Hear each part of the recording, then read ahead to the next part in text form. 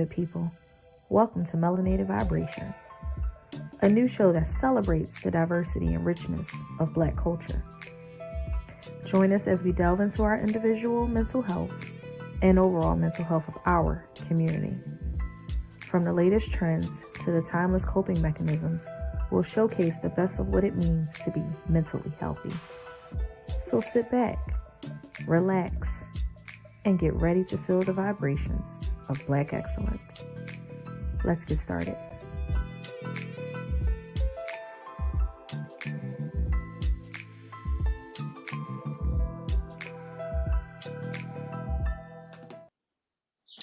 Hey y'all. Hey sis. Hey. Happy Monday. Welcome to Melanated Vibrations. But even more importantly, happy Juneteenth. Happy Juneteenth to all of my Black and brown African American brothers and sisters. Today is our day. You understand what I'm saying to y'all? Our day. This is the day that we were deemed free from enslavement. I hope that everyone went to some type of Juneteenth event, celebrated the history of what Juneteenth is. I hope you guys cooked out and did all the Black shit that Black people do. The blackest of blackest, ate fried chicken, watermelon. I don't care. Whatever the stereotype says, I hope that you somehow empowered and embrace what it is to be African American in this here society. Hey, big exclusive. So yes, happy Juneteenth. I'm just so excited. Yes, if you are on, please like, share, tag your friends, families in. It's going to be a great topic tonight. I'm super excited about it. Yeah, make sure you share the stream. Make sure you definitely share the stream. Share it on YouTube, share it on Facebook, and any other platforms that is out there. Hey, Jay Boogie. Yes, I'm super excited. It's Juneteenth. Y'all see the shirt? See the colors? Melanated Vibrations on this Juneteenth. Listen, I'm gonna give it to you. Okay, so this is what it is to be Black, and I love it here. So yes, happy Juneteenth, everybody. Even if you just took the day to yeah, y'all see it. Y'all see the color. You know, I don't wear orange, but this is my color. Hey, and I hope you backstage. But you know, I'm excited. If you got some rest today and you enjoy getting paid on a white man's dollar, okay, because that's what today was for me, and I slept for most of the day and got paid for it. So thank you for making it a federal holiday. Okay. Kudos to the mayonnaise people. Thank you, mayonnaise people. Thank you, Mr. Joseph Biden, for making this a national, federal holiday for some of us to enjoy off on y'all dime. We appreciate that. From the Black Caucus, we would like to appreciate. Yeah, we'd like to thank y'all. That's just me.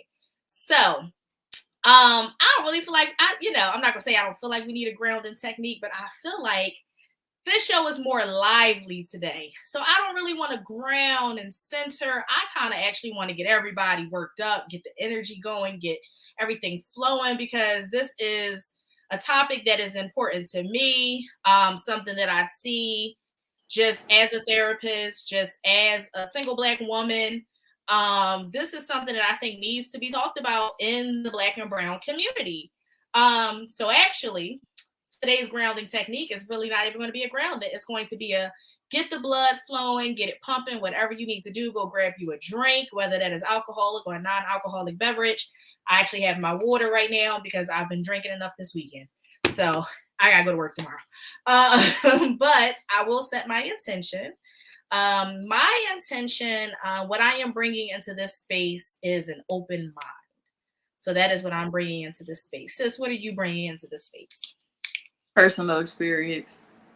Friday was good. A big exclusive. Friday, it was good. Let's just keep it there. It was good. I didn't get in until 2 a.m. It was good. Oh dear. And I got what I needed. So. Oh dear. Mm-hmm. Not nosy. We could tell. Mm-hmm. All on camera, just nosy. Mm-hmm. So what are you bringing into the space, sis? I'm sorry. Personal experience.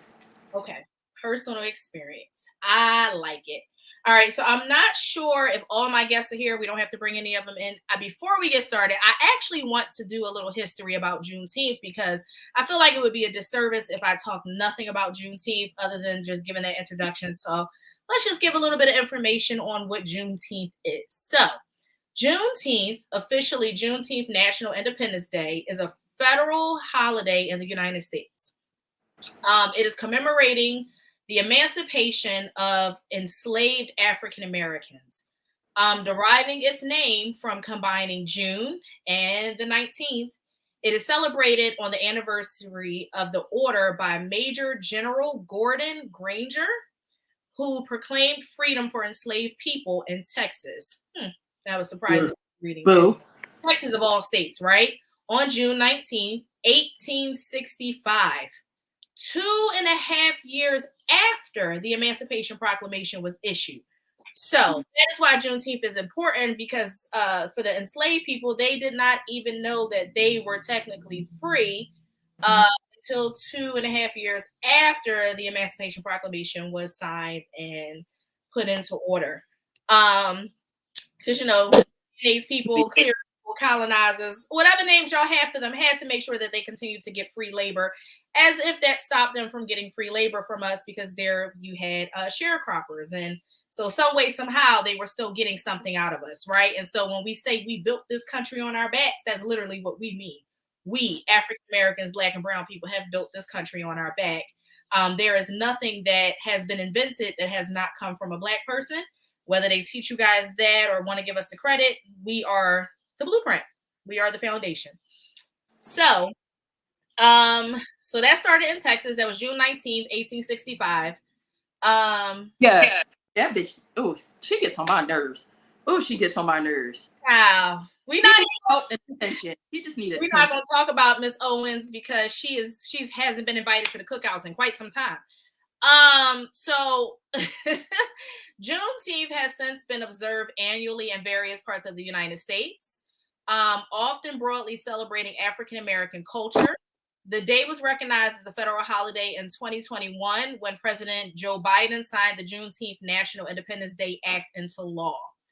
Let that simmer in your spirit, okay? 1865 is when it was official, even though that was 2.5 years past the time, but it took until 2021 for it to be recognized as a national or federal holiday.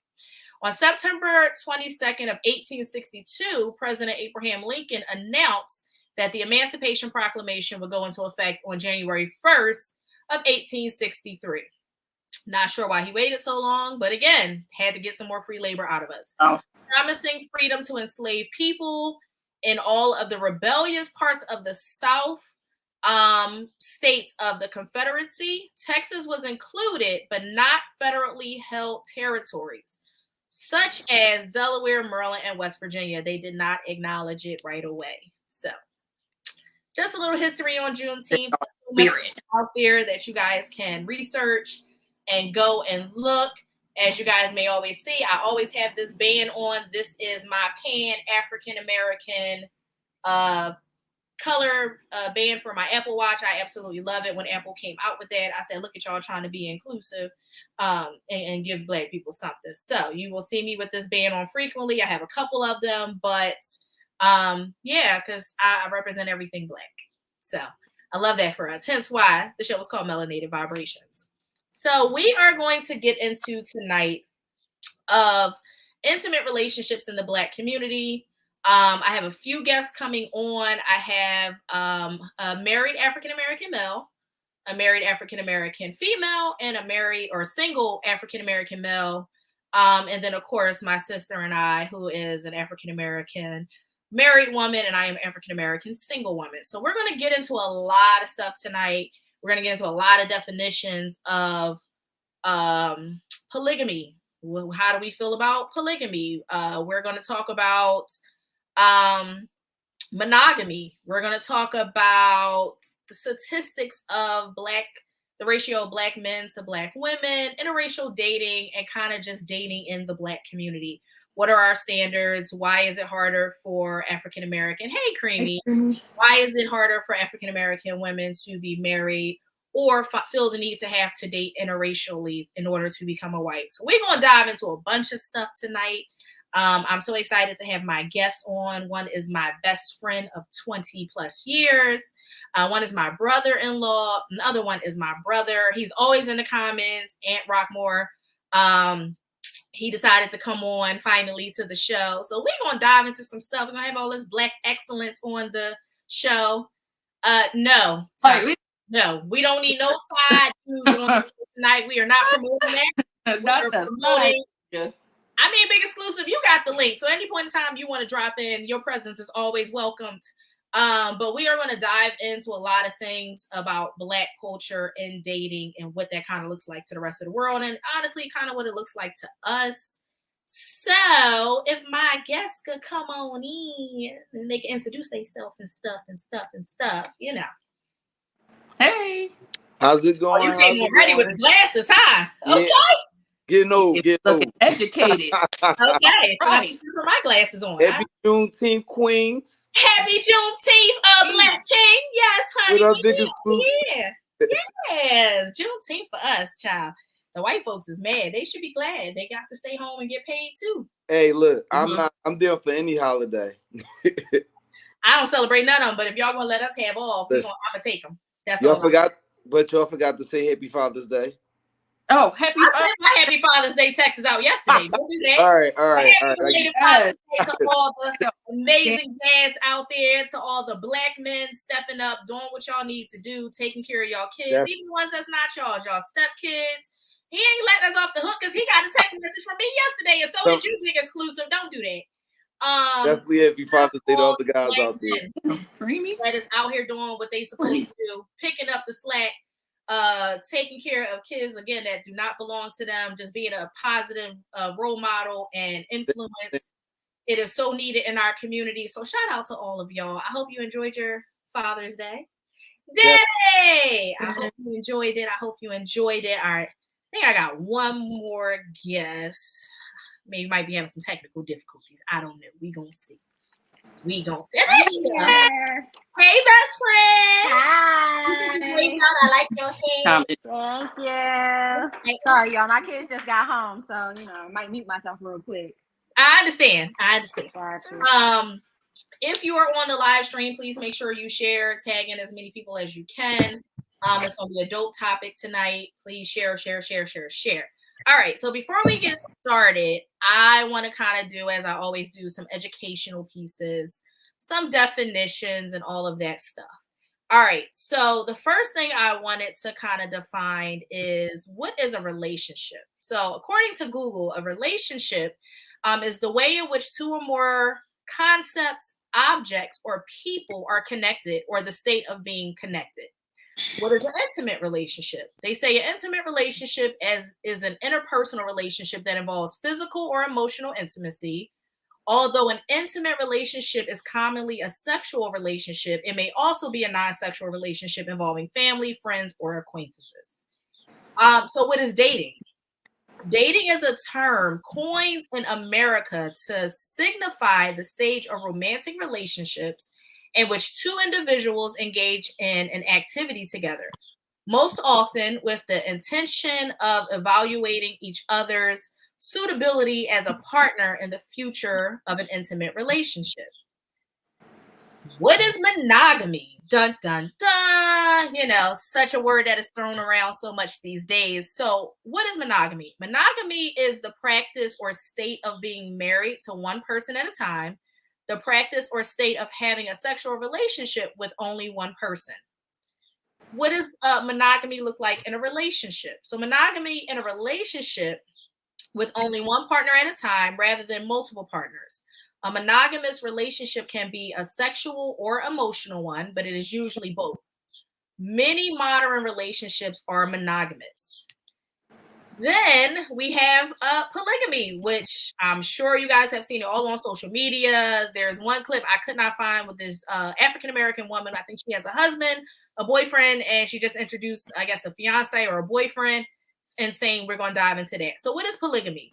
Polygamy is the practice or custom of having more than one wife or husband at the same time. Polygamy is the practice of marrying multiple spouses. When a man is married to more than one wife at the same time, sociologists call it polygamy. When a woman is married to more than one husband at a time, it is called polyandry. So 2 different words. Polygamy, Polygny is referred to when a man has more than one wife. But polyandry is associated when a woman has more than one husband. It is said that nationally, the Census Bureau counts that there are 88 Black men adults for every 100 Black females, while the ratio for whites is more equal, 97 men for every 100 women. So we're going to stop there. Of course, I have more statistics we're going to dive into when it comes to the African American community, because unfortunately we are slighted. As I was doing the research, polygamy is actually on the rise because there are more women to men ratio. More women are beginning to practice polygamy. It states that a lot of why women are doing it is because, unfortunately, with the Black community, men are losing their lives to homicide, mass incarceration, and unfortunately health reasons. So Black men are more prone, unfortunately, to like diabetes, kidney disease, or sepsis. And so with that, their life expectancy for Black men is 71 and a half years of age. They say that white men have Black men outlived by 5 more years and Black women by 6.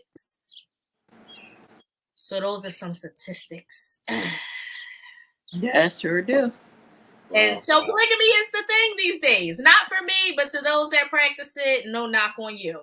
All right. So my very first question, and this is for everyone to answer, is even the married people, before y'all got married, what is your non-negotiables in dating? Because this is something that I ask my clients when I first have a client. It don't matter what they're coming in for. Most of the time it's for something related to their family.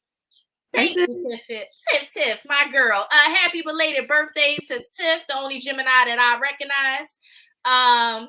You know what? Not today. I'm not dealing with you today. So what are your non-negotiables when dating? So, Aunt, I want you to go first and answer this. What are your non-negotiables? I want you to come back to me because I'm thinking about it. All right. So, Danny, what are your non-negotiables? Before you got married, what was your non-negotiables in dating? My non-negotiables before I got married, I mean, it was a couple, but the main one, I didn't want to date no woman that had more than one kid. Like, that's before I got married, before, I grew up. But before that, I wasn't dating no girl that had more than one kid, had more than one baby father. It's a headache. And I did it, and it was one of my non-negotiables. I wasn't doing it. Okay. Any other non-negotiables that you just was not willing to, like, bend or flex on? I mean, I'm not paying attention to y'all in the comments today. I'm not doing it. I mean, it's a couple. I mean, 2, don't be in my business. Like, some girls, they want you to, do for them what they can't do for themselves. You're not your husband right now. Fix your face, Adairess. So, I mean, you asking, like girls, they ask you how much you make, how much you do this, how much you make. Like, I mean, why is that not negotiable? Don't ask me that when you first started dating me or, we talking. Like, why is that important right now? So that was non-negotiable. You start off the back asking me what I drive, where I live, how much money I make. Like, wow, I didn't even get 2 words out my mouth. Mm-hmm. So a female asking you what you bring to the table on first date. Because that's basically what we're asking. If a woman asks you how much you make, they really want to know how much you bring to the table. So, like, that's a non-negotiable. That's a turn off for you. Kind of, because if I ask you the same thing, then it's like, why you in my business? What's your goals? What you trying to do for, like, why you in my business? So why you asking me that if I can't ask you that? All right, so that's your 2 non-negotiables. Do you got a third one? Nah, that's it. All right. Gabby, however you want to go by. So Gab is stated as my best friend. Gabby is fine. 20 plus years. Gab is married with 2 beautiful kids who are my god kids and my niece. So what were your non-negotiables before you got married? Non-negotiables. That's a hard question. I will say the only reason why it was hard is because of the situation of how me and my husband were. We were long distance. So it was kind of like you doing your thing, I'm doing my thing. Like, I'm not gonna lie. I was used to talking to him Monday through Thursday, Friday, Saturday, Sunday, I ain't hear from you. Monday he come back. And it was like we was in different states and I was doing the same thing, like having my fun. Like, I would go have my fun with whoever I wanted to. So really the non-negotiable, I think, for us was just when we're together, we're together. That was for us. Now, if it was somebody who I was rocking with in state, my non-negotiable, I didn't want to date anybody with kids. I didn't want to deal with any. I wanted somebody more established too. Like in school, I was dating somebody where I was in school and he kind of wasn't, and he was just one of those students that was not a student, but everybody knew him at school. So it was just kind of, okay, what are you doing for yourself? So it was like we have to kind of be on some kind of level together, like to build. And I just realized as time went on, like, okay, you're kind of still stuck in the same place after X amount of years. So it was time for me to just say I gotta go. But yeah, I just think it's more so of for, like I said, my husband, when we was together, I didn't care what you were doing 700 miles away because I was probably doing some things too. But when it comes to people close by and close proximity, it was just more so, what are you doing? I mean, I don't think that's really a non-negotiable. It's more of a preference of what, of what you want in someone. But no kids was also a thing because I didn't have kids at the time. So that was my thing. No kids. Okay. And what are your non-negotiables? I don't know. Did he leave us? Aunt might have left us. She does have kids now. I'm sorry. I have kids now with my husband.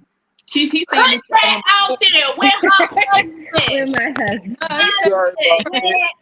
He said before. No. Sorry about that. Before. Got knocked off. Yeah. He said before, did you have kids? No, I didn't have kids. All right, tell your big booty hole. You gotta wait until 8 o'clock here. Come on. He told me to take the screen out for us. But is it my turn? Yes. What's your non-negotiable? All right. So I had a hard time answering the question only because I think when I date a little bit differently. So I think I come in and I give everybody sort of a clean slate, and I try to learn the person and just kind of get a feel for like personality vibes, see if this is a person I can mesh with, what they have going on as far as like just backstory, as far as family growing up, where they're at career-wise and where they want to be. And I kind of make a determination of whether I could see myself with that person. Is their personality something that meshes with me, or is this something that I don't really see myself going into? So I think like the non-negotiable is like kind of hard because I don't automatically say like, oh, this, that, and the third. I mean, outside of obvious stuff, like I'm a person with more than 3 kids is a no for me. Like 3 is my absolute max. But outside of like that, I don't really have too many like non-negotiables that I give somebody straight off the rip. That's generous. I'm not going to answer this question because y'all going to be in the comments eat me up. I got a lot of non-negotiables, but we're just not going to get into that. I've shared those plenty of times on the show. My non-negotiables are like, I got like a top 5. I'm not willing to like settle for in a relationship with a person. I just can't do it. To each his own. I'm curious about who's watching the comments. I'm curious to know, what are y'all non-negotiables in the dating phase? Like, what are y'all just absolutely not willing to tolerate? I think mine used to be, I didn't want to date a man with children. But I have a kid. So that one kind of, but then it was kind of more than a guy that had more than one child, because I only have one kid and I only want to deal with one baby mom. Like, some of these baby moms, It just be a lot. Is that like? Is that for me or for so, him? Which one? No, I'm single by choice. If that is for me, I don't know who that was directed towards. But we'll get into that. That type of comments don't bother me. So y'all don't have to frown your faces up, child. Please. Again, I'm gonna stand by what I said. I said what I said, and y'all know I stand on that every time I say it. I have my non-negotiables, and I'm not willing to bend for nobody. So, and there's somebody out there that can accommodate those. So, if that means I got to be single a little bit longer, then that's what it means. I don't give a shit about that. I'm not gonna settle. See, that's the problem. Too many of us be settling and then be mad when we get in these relationships when the red flags and all that stuff was there because you chose to settle. Now you mad because you settled. No, not doing that. So that's just me. But again, all right. So that's the non-negotiables for dating. Now, to all my married folks, what are y'all non-negotiables in marriage? Whoa. I'm looking at you. So you got to go. We got to go first. She got a lot of non-negotiables. She should tell. You want me to go first? She got a lot of them. I want my sister to go first because she got a lot of them. Oh, I'm gonna go off the pass. Don't be a broke ass nigga. I need you to get up. As a married woman. Yeah, don't be a broke ass nigga. We gotta eat. Don't be no narcissistic dickhead. Please don't. I don't like that shit. Let's see. The third one will be. I'm trying to. How can I word this before y'all eat me up? I can't stand a non-aggressive, soft ass motherfucker. Take that as y'all see it, but I can't stand this soft shit. Like one of us got to be the one with the drawers, and one of us got to be one of the boxers. Please don't. All right, you got it. Yes, I like an aggressive man. I do. I like you aggressive. Tell me what the fuck to do so we can run this shit right, and I'm good. Okay. All right, it's not gonna be no capping tonight. Biggest exclusive. I said what I said. Y'all don't have to like it. Matters absolutely none to me. The show is called Melanated Vibration. This is my show. I'm gonna say what I want to say. Right. Ain't that what you tell me when I come on the other show? What a broke ass ninja? A broke ass ninja is a nigga that do not get up and go to work. You cannot play PlayStation or Xbox all day and be sitting looking at my face and ain't making no money. We both gotta get this money. You leave the house. This nigga gotta leave the house too. This nigga don't leave the house too. He using up all my electric, eating all the cereal, all the fucking fruit snacks. I'm gonna need you to go outside. Fruit snacks. You could be a night owl. You could be a day worker. A broke ass ninja will sit on his ass and play the fucking game all day. We don't got time for that. I need you to go make. I got a question. So, I'll tell you, like with my career path, I get jobs and lose them and get another one often. So I'll say, like, outside of you got a lot of experience, and so you don't really count. Like you in the military, you got a lot. Which you can easily get a job tomorrow. Right? No, I literally lose a job or quit and have a job the next week.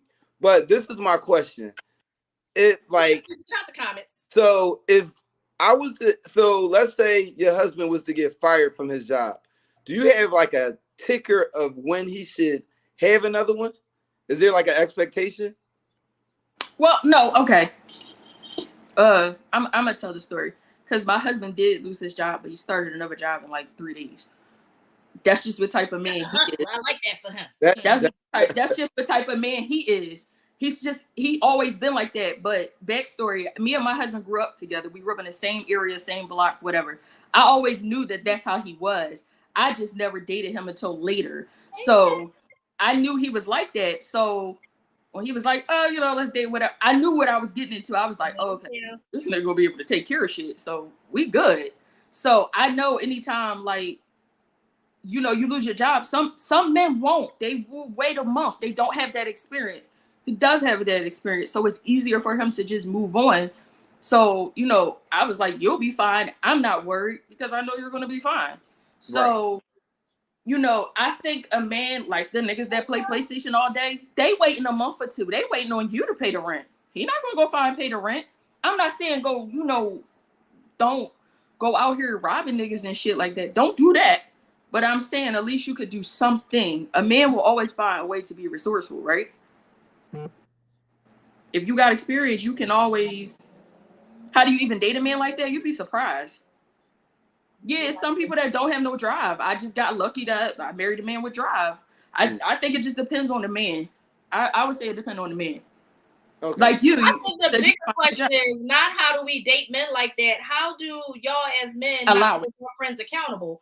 Because some of y'all got friends that are those niggas we talking about. And I'm not saying Big Exclusive or Angry Old Shit. I'm not saying y'all specifically, but whoever else is on this podcast, some of y'all got some of them friends that want to play the fucking video game all day, want to smoke weed, don't want to go to the job, ain't got no type of motivation, none of that. Y'all, some of y'all don't hold y'all friends accountable and try to get them to not be those niggas we talking about. So again, it takes a village, right? So it's not so much always our choice.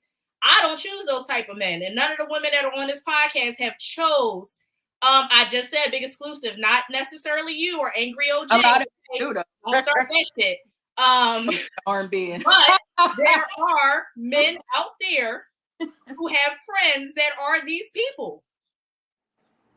Whether y'all want to claim it or not. So should you drop them as a? Danny answer that. Danny answer because you raised your hand. All right. So all my friends, we all got degrees in some, and we all made it from the bottom. Like I grew up in the same neighborhood with the friends I had from a youngins, from the sandbox. We all out here making it. But I do have some friends, like one now that been a bum, and I check him every day, bro. You need to stop. Come on, bro. So I don't know how not to check my friends, because if my circle winning, I'm gonna say if my circle winning and you're outside of it and you're not winning, then either I'm moving up and I gotta kick you out and I can't mess with you no more because I'm moving higher. So you can't be in my circle no more because you're not in my lane. You gonna drag me down. As men, we supposed to lift each other up. So if I'm telling you, bro, you gotta get your stuff together and you can't, then I can't be with you no more because I'm moving over here. Like just like being married, you can't hang out with too many single guys because they're different. Their mindset is different. You know what I'm saying? Their mindset is, oh, I'm gonna go mess with this girl, that girl. And I'm like, bro, I can't be out 2, 3 in the morning. I gotta go home to my wife or she kill me. You know what I'm saying? We not doing that. Well, you can't be out till 4 in the morning. And they say stuff to like the nitpick at you, like they say it in a funny way, but they did serious. Them type dudes you can't mess with. If you can't be in my circle and be moving in my lane that I'm moving, or we not in the same path or lane, you can't be with me. Oh, she answered the question. I'm gonna tell you, she answered the question about a guy, like the kind of like the deal breaker. She was kind of on that. She was saying a man that is in competition with a woman instead of bossing up is to be the head. That's why. Oh, so what was one of her non-negotiables? Yeah, that she was saying like her preference basically. I gotta step away for 1 second. I'll be back in 2 minutes. All right, this question for the married folks anyway. Go ahead. All right, cool. All right. So sis, that was your non-negotiable. Gad, what's your non-negotiable as a married woman? It's weird. I feel like I'm very simple. But my non-negotiables, like my husband is a hard worker, just like how sis said. Like my husband is just naturally a hard worker. So that is something I don't even have to worry about. I want somebody who has values in life. Like everybody on here doesn't know my typical story. Our story is so unconventional of how we met and how we grew as a family. Like even though the journey was rough in the beginning, just wondering if we gonna be in the same state raising our child. The simple fact that he stepped up and was like, you know what? Not only am I going to take care of my kid, but I'm gonna take care of you is something to me. Oh, that's so pretty. But another, yes, I will. Sorry, y'all. But my other non-negotiable, I would say I'm very big on like tone. So like, he has a certain tone sometimes. Okay, he has a tone sometimes where he doesn't realize how he sounds when he's talking to people. So I have to sometimes just tell him like, hey, like the way you sounding, I don't like it. Like it could just automatically kind of hurt my feelings, even though I know he's not intentionally trying to do it. So tone, because a tone, if it comes off the wrong way, it could sometimes start off a fight. And my other non-negotiable, we not putting hands on each other. Like that, we not doing at all. I'm not going to fight with you. I don't care if the kids aren't around.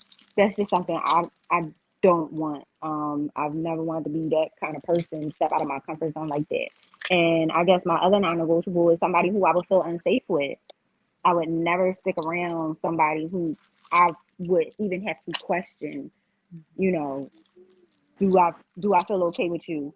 Like, I don't care if it's for 5 seconds. Like, you see how we hang out with a group of people. Like, we hang out with groups of people all the time, but those group of people, y'all saw how it was a couple weekends ago. We were still all together. We all felt safe together. It's no way where if I felt like one person was around and we didn't feel no, they would have went on about their business, had probably left with another dude. I wouldn't have counted the heads like I was doing the whole time. Right. So, you know, mine is no fighting, your tone, feeling safe, and just, you know, having value, like just being a stand-up person and honesty, like just honesty. Safety, you said something that made sense. A lot of people don't say safety, and that's something that I feel like you should have in marriage, relationship, whatever ship. You should, whether it's a friendship or not. Like, if I go out with my sister, I should be able to feel safe that I'm going to whoop somebody ass for her. She should whoop somebody ass for mine. Same with your husband or a platonic situation. You should always have a safe space with the person you with. And a lot of Black women, like I know a girl, she was like, well, when I go out to these places, the white men treat me better. They make me feel safe. And I'm like, okay, good for you. Why would you say that? I'm sorry. That's funny because that was a question. I can't remember whose show. I want to say it was Big Exclusive show. The question was like, if a Black man was walking down the street and you were walking down the street as a Black woman and there was like a white man or, you know, like Ku Klux Klan or, you know, one of those anti-Black groups, thematic groups, right? Would you feel safe with that Black man walking down the street? And my answer was yes. Like, I always feel safe when there's a Black man walking down the street, whether he knows me or not. I feel like there's a part or a code when it comes to us culturally that we may fight each other. I mean, you know, statistically, we don't have the best, you know, crime rate, but I do feel that, like, if I'm ever in a situation where I'm in a Wawa and it's a Karen, that if it's another Black woman or Black male in there, like, I just feel like ideally I'm just going to feel safe with them, or, and vice versa. I want them to feel that with me. Like, if a Karen is getting too crazy with a fellow Black queen or a fellow Black king, and, you know, he can't do shit because that's a white woman right there, I'm stepping for that one. I don't even have to know you because you look like me. And I need you to be able to understand that, like, in any space where there's people that look like us, we going to do what we need to do, and we going to make sure that each other is safe as a unit. So that's something that I'm very big on. I got something a little bit closer to home than that. One of my friends, me and my sister and a friend were having a discussion, and she said that a question came up on a podcast she was watching where they said, say you're out on a date with your mate, whether it be your wife or your girlfriend, and a group comes past and one guy slaps her on the ass as you're passing, but the guy is with a group of people. What do you do? So my friend, she said that if she was with her dude and that happened, she would grab him and just tell him, keep going. You don't want to talk to them because anything can happen. I said, me as a man, I wouldn't be able to do that. If a guy slapped you in the ass, I'm not going to say, like, I'm going to go and I'm taking out everybody in the group, but I'm definitely going to let it know, yo, my man, what's your problem? I'm going to speak on it because I don't want the person I'm dealing with to ever lose that sense of security of me as a protector. So I'm not saying that I'm beating 6 asses, but yo, my man, what's your problem? Like, you see me, I'm going to speak on it for sure. We had a situation happen to us, and it was it's fucking wild. I'm like, how come men put especially Black men, why do y'all put yourselves against each other? We already got the other bullshit. Why can't y'all respect, you know, each other out? Why do we have to feel like, oh, you gonna say some crazy shit and I'm gonna beat you up and you gonna beat me up? Like, I don't understand how that works. And like, it was this situation where we was in Wawa. I had my daughter, and the dude, I know I had shorts on, but I don't remember what else I had on. And he was like, you so fine, I put a baby in you or some shit like that. And I didn't think my husband heard me or heard him, but Danny always stand like right here because like my daughter's always here, and he always felt like he should stand like in between. So if something come from the back or something come from the front, like he gotta get it. So I was like, oh, and then I breathed in and breathed out because my husband, he has like a temper problem. I know that growing up with him, like, you don't give a shit. It is what it is. You say? This is what the fuck you say? And it was like 3 of them. I was like, oh dear. I didn't care. You my wife, I ain't gonna let him boy say it. Beat him up. I'm gonna have to beat him. I said, it's 3 of them. I said, you get that one. I'm gonna have to get that one, and somebody else gonna have to take the other one because this some crazy shit. I'm like, as a woman, do you tell your husband like, oh, keep it moving? I'm not gonna tell my. Shut up, niggas. Yo, he gonna really play me though? He definitely will put hands. He definitely will put hands on you. He don't give a fuck. Sometimes I get nervous. I'll be like, all right, you can't fight every fucking body. What the audacity to do that while you're with your child? Is that he didn't know he was with me. He didn't even know he was with me. And I'm like, you gonna say that shit with my daughter? So right. I got pissed. I was pissed. I was like, you gonna say this shit while I'm with my daughter? I forgot he was even behind me. After I sighed, I was like, all right, fuck it. We just gonna have to go in though. We just gonna have to go in. We just gonna have to take 3. My daughter gonna have to pinch the one at the ankle. I mean, we just got to do what the fuck we gotta do. Like, Lord. Baby girl got a promotion today. You know my daughter, you know, she got bad temper.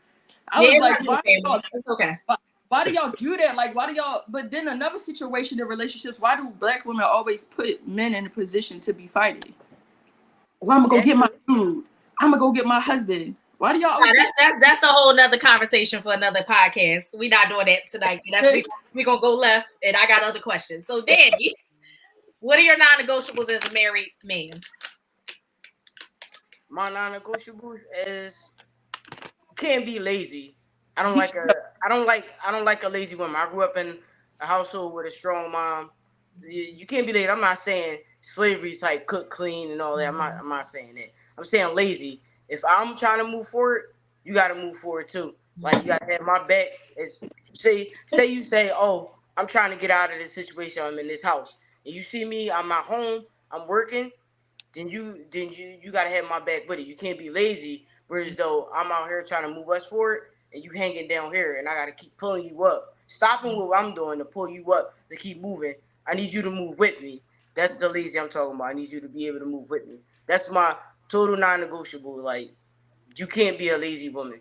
And 2, I don't like a woman that just yell at you all the time. That's a non-negotiable. Don't stand in the floor yelling at me, because I never yell at my wife. My voice is always mellow when I talk to my wife. Whether I'm angry, mad, don't matter. My voice is always calm. I'm aggressive, but it's always calm. That's a non-negotiable for me. You stand in the floor yelling at me and not talking to me, like not like talking to me down, like talking down to me. I don't like that at all. That's a non-negotiable. I'm a grown man. I'm 37 years old. You can talk to me like a man. You don't have to downplay me like I'm a child. I do not like that at all. Danny, you old as shit, by the way. I just want to put that out there. I had to tell her. Put that out there. All right. So I want to show this clip, and I want to get y'all perspective on it. So, Lord Jesus, I found so many clips, but this one is about many Black men being pushed to date outside their race. So we're going to talk about interracial marriages, but I want to share this clip first. Race outside of our Black race, we looked at as lame in the Black community. Yeah, it wasn't a situation where it's like, okay, now I grew up aspiring to be with a white woman. What the story is typically I grew up, I was in my Black neighborhood, I didn't fit in, the women didn't want me, I would shoot my shot, and they would curve me over and over and over again. But then when I went to talk to this white girl, she was vibing with me, and we just picked it up and went from there. So now I date white women now. But it's not a situation where it's like, oh no, I was bred, I was taught since young, and oh no, I want to be the white woman. Black woman, hell no, I'm good. Now when the same dude that So, interracial dating. Do you feel like that is a problem within the Black community with Black men? Do you feel like that as Black women, and this is for both Black men and Black women, I want everybody in real time to kind of comment in the comments as well. The first question is, as Black women, do you feel like we are pushing our Black men to white women? And Black men, do y'all feel like y'all are being pushed to date white women because Black women are not accepting of the lame dude? So anybody can go first. Okay, can I go? Go ahead. Okay, so I am pro Black love. That's just my thing. I love it. It's just it's my thing. Sorry.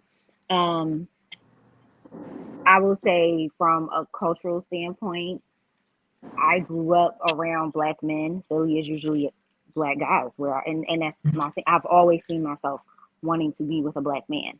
My husband grew up in Indiana, where it's very just black and white. You know, here we might have some Hispanics, mixed. You know, we see culture. There, it's kind of just black and white. So for him, he has dated, you know, black girls, white girls, who knows whatever else, but it's not my norm. um I feel like for black men that feel like they have to go to a white woman have just been around the wrong female. And I don't Right. want to, I hate to say black female, but that wrong black female that turns them away. But it's gotta be one out there for you. Not, and if not, I mean, to each his own. I'm not saying like I don't care for me personally, I don't. There's plenty of interracial couples and marriages, you know, out there. Are they beautiful? Yes, but it's not what I want. Even when it comes to like later with my kids, I want my kids to be with, I want my daughter to have a strong black man like her father. I want my son to have a strong black woman like his mother. My husband will sit here and say, well, what if they date outside their race? It's a touchy subject for me. I'm not going to lie. Well, will I accept it? Yeah. Is it what I want? No. But I'm not going to, you know, neglect my kid or, you know, disservice my kid for who they love. Because at the end of the day, it's about who you love. I love I love my husband, who is fortunately a black man. That's what I want. Now, think about it, and I'm not going to go too far. Back in the day, I thought I was going to get me a Philly man. That's what I love. That's what you grow up seeing. Like still to this day, my husband is a Midwestern to the core in a sense. He got a little bit of Philly in him when you meet him. He say certain words, John, you know, here, there. He getting there. But let me come home. Let me live in Indiana for 4 or 5 years. Come home and visit. Like, not gonna lie, I turn my head every single time because I was back in my norm. What I like, what I'm used to seeing. You know, it's just my norm. You know, so everybody's pool is different. I think it's just because of maybe where you come from, how you grew up. But for that person in the video, I think he was just impressed. He got, it was the wrong person for him. And Yeah. unfortunately, if that feels like he has to go to white women, well then so be it. But I mean, trust me, King, you could probably find somebody on this side. And it's kind of line. Anybody else? All right, let's Me see. personally, I feel like I date. I mean, I love black women. I don't have an issue with dating somebody outside of my race, but because of the social settings that I'm always in, it's not likely that I'm coming across those people. So, like when I'm down here in Virginia or DC and I hang out with my white friends, I go out to just hang out. I don't necessarily go out looking for somebody, but when I'm going out in social settings that I'm more comfortable in, I'm looking for black women. I don't knock anybody for their preference. I think it's weird for black men to totally like negate talking to a black woman for random reasons. I think to block off your own race is weird to me personally. If you like white women, that's your preference. I don't knock anybody for their preference. But me personally, I think I'm dating black women outside of my love for them because in my social settings, that's what I'm seeing. For me, I don't like interracial dating. That's just me. Call it racist, I don't care. I just don't agree with it. I think that interracial dating sets us back so far. And for me, I'm not bringing home no white man. I don't care how slim the dating pool gets of black men. I am never bringing home no unseasoned, uncooked, unmelanated, colonizing ass white man. I'm sorry, I can't do it. All of my friends know. It is weird because you give people a chance. You got for a chance. I just can't do it. And for me as a mother raising a black son, I'm sorry, my son can't bring me home no white woman. Now again, I agree with Gab, like you know, if it happens, I'm cracking up. He is actually Native African American, so technically he just black on black. He just light skinned. Who interracial? I have to kind of go with what my son likes, but I'm gonna be honest. If I had any say so, my son got to bring me home a black Nubian queen. I don't care if she light skinned like Danny or if she is darker than me. I do not care. But for me, it has to be a black woman. Again, you do love who you love, but the way I'm raising my son to love his blackness and to love what it means to be black and to love black women and all we come with, the attitude and the rolling the neck and all of that, but the all the good stuff that black women come with. I am teaching him to love all of that. I agree, Jelene. As long as for me, I don't got time to educate nobody. I'm sorry, I don't have time to teach you about being woke and all of that. It's gonna be too. When you set me on standing for dogs and soap opera dreams. Listen, I agree with that. Thank you guys for commenting because I love all this feedback that I'm getting from y'all. But that's just me. I'm always gonna stand by a black man because that is what I was raised to see. I just can't do the unseasoned, uncooked. Yes, you like them because you like them. Don't putting it on a. Can't do it. I agree. Like them, we don't find better on.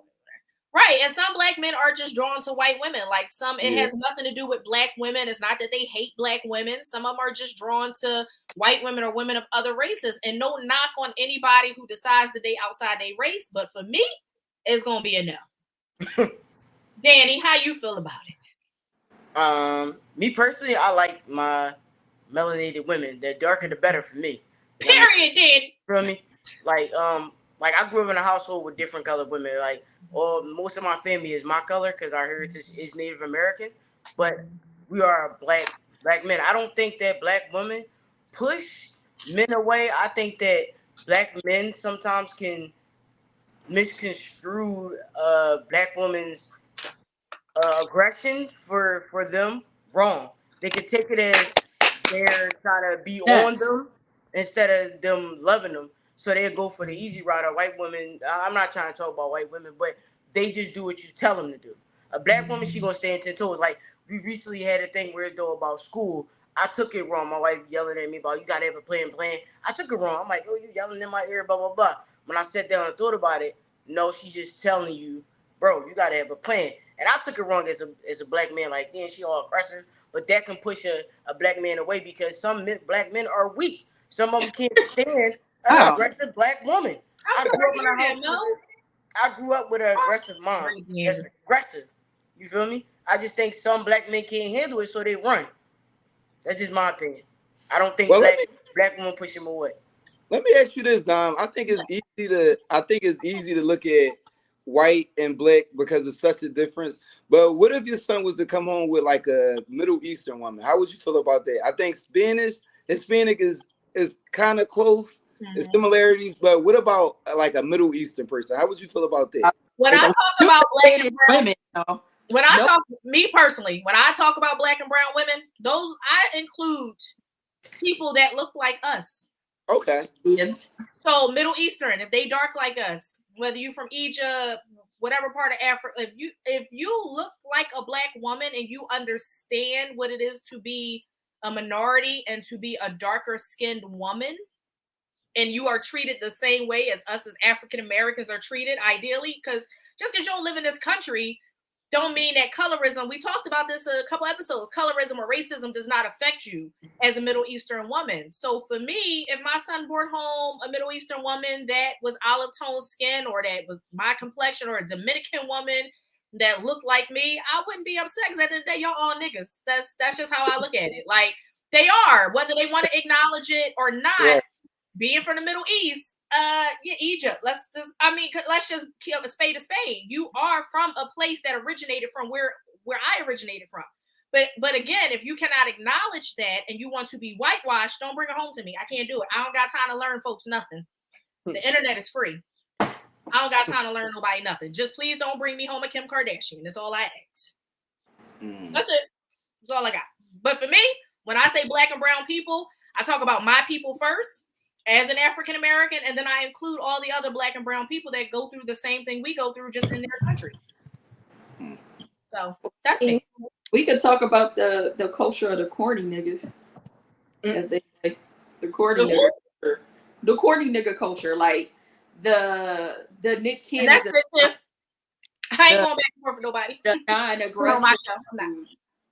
The dudes that date more white women because they don't like feel accepted by Black women. Somebody just said that. Her name is Mo. She said she's nerdy. She said she's nerdy and most white men gauge to her, so she usually dates white men. She's never dated a Black man. So I think it's also like your sister was. It's about where you kind of, I hate to say fit in, but your surroundings. Yeah, see, so only white men. Yeah. So I feel like it's your surroundings of what if that's her thing. That's probably all that's going to gravitate to her, and probably the only thing that's going to make her eyes light up. I mean, no judgment here, you know. Like, I mean, so Bo is very pro-Black. She might date, but she's very pro-Black. I know her. She's pro-Black for sure. And I feel like at the end of the day, love is just love. Like, you go and find. We all have our preferences of what we want and how we see certain people or how they see us. No, and I'm how not saying they don't. I feel like they get pushed to white women because they're not.